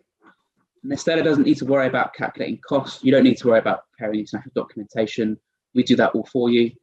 And all you need to do is ship the item to our GSP hub, and it's as simple as a domestic sale. Really straightforward. And if you go to the last and final slide, here's just a great example of what that looks like. So as you can see, there's no surprises for the buyer.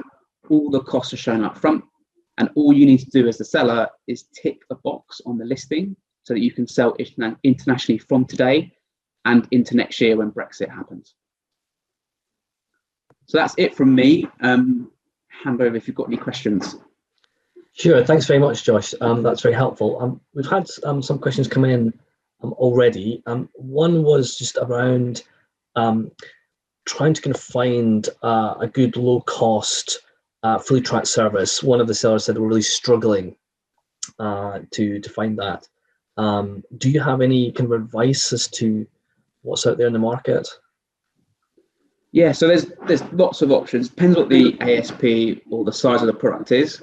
We've got lots of competitive rates. So you have raw mail on our site. You can use the label platform. We have competitive prices. And alternatively, if you need to go any more bulkier, we've got Hermes, DPD, and Collect Plus on the site as well. I'd definitely take a look at our labels as they're extremely competitive in price. Okay, thanks. One question here, a very specific one. Is paint classed as a prohibited item for click and collect? So again, sorry, paint? Is paint, yes. I'm not sure actually. Let me ask the question. Let me ping someone and see if I can find out on that one. I'm not too sure. Okay, no worries. Sorry, I perhaps a little bit too specific. No, it's all right. Let me ask the question. I might be able to find out. Sure, thank you. One question here about click and collect from a seller said that they've turned off click and collect as a delivery option because they had too many customers who were failing to pick up their orders. Can you give us click and collect metrics for eBay currently in relation to click and collect collections / failing to pick up? I'm just wondering if I should look at offering it again as I was put off last time. Yeah, no, so first things first, absolutely offer click and collect. I think it definitely drives the uplift you need. In terms of transactions that aren't collected, it's less than 1% on the site, so it's small. However, hopefully it illustrates in terms of if you offer all those retail standards, so 3 and 3, next day payable option, and click and collect, and 30-day returns, the uplift you'll get will outbalance that. Great, thanks. Question here about whether, I guess, about international visibility. So eBay have copied my listing into Germany / Spain, etc. How does Brexit affect this? Will that have any impact upon international visibility? I suspect the answer to that is probably no. Yeah, I wouldn't expect so. Fine, that's very helpful. I think there was one final question, perhaps. Yeah, some of the customers want an item and ask for a delayed delivery, as in holiday or other reason, but this affects performance. How do you fix this? Yeah, so that's a challenging one. So the buyer's asked for the item to arrive later. I think there's probably a few options you can explore. I mean, firstly, you can offer click and collect, so the item can be housed for longer, or perhaps communicate with the buyer that you as the seller will be penalised if the item arrives late. It sounds like quite a unique user case, but yeah, there's two of the options you can consider. Okay, thanks. Hopefully it doesn't happen often. It shouldn't happen often, that buyer says sure, that. No, indeed. Final question here. Are there any plans to increase the maximum return period to 90 days? It's also that they considered increasing to this amount due to lockdown and people shielding. Yeah, no, very, very good question. So as it stands, the current return policy is at 60 days. We are investigating whether we can extend that further. It's something that we're looking at next year. It's not just specific to COVID. It's also relevant now for Christmas. You want to be able to buy an item and return it up until the end of Jan, for example. It's very common in retail. So we are investigating that. And so I'm actually responsible for returns, something that I want to offer on the site, but we're just going through that process now. Fantastic. So thank you very much, Josh. And thank you to all of our presenters today, as well as our special guests, Rob Petrell, Suella Braverman, and Caroline Dinenage. That concludes today's presentations. I'd like, if I may, just to take this opportunity to thank a few others, including Natasha Hook and Guy Gillard in the Minister's offices, as well as Ian Bridges at Gosport Council, Richard Jones at Solent Local Economic Partnership, as well as Business South, and a range of councils, including New Forest Council, East Hampshire, Havant, and Southampton Council, for all their help in organising today's event and to helping to publicise it in the Solent area and beyond. Just a reminder that the recording of today's webinar will be posted online. We'll follow up with the link later via email when that has been posted online. I hope that today's webinar will have provided you with some of the tools to help you grow your business and really take it to the next level. Apologies again if we haven't been able to get to all of your questions today. I promise we will make sure that all of our presenters and the eBay UK team in general get all the feedback that we've received, positive and negative, through our Google form. but most of all, just given all the challenging times that our economy and our country is facing, I just wanted to wish you all the very best for your business and the families that you support in the weeks and months that lie ahead. Clearly, we haven't got to the end of this. There's hopefully some light at the end of the tunnel with the vaccine. But in the meantime, we wish you the very best and want to thank you for continuing to be our customers. Thank you all for attending. I hope you have a great day. We wish you every success as you go forward. Thank you.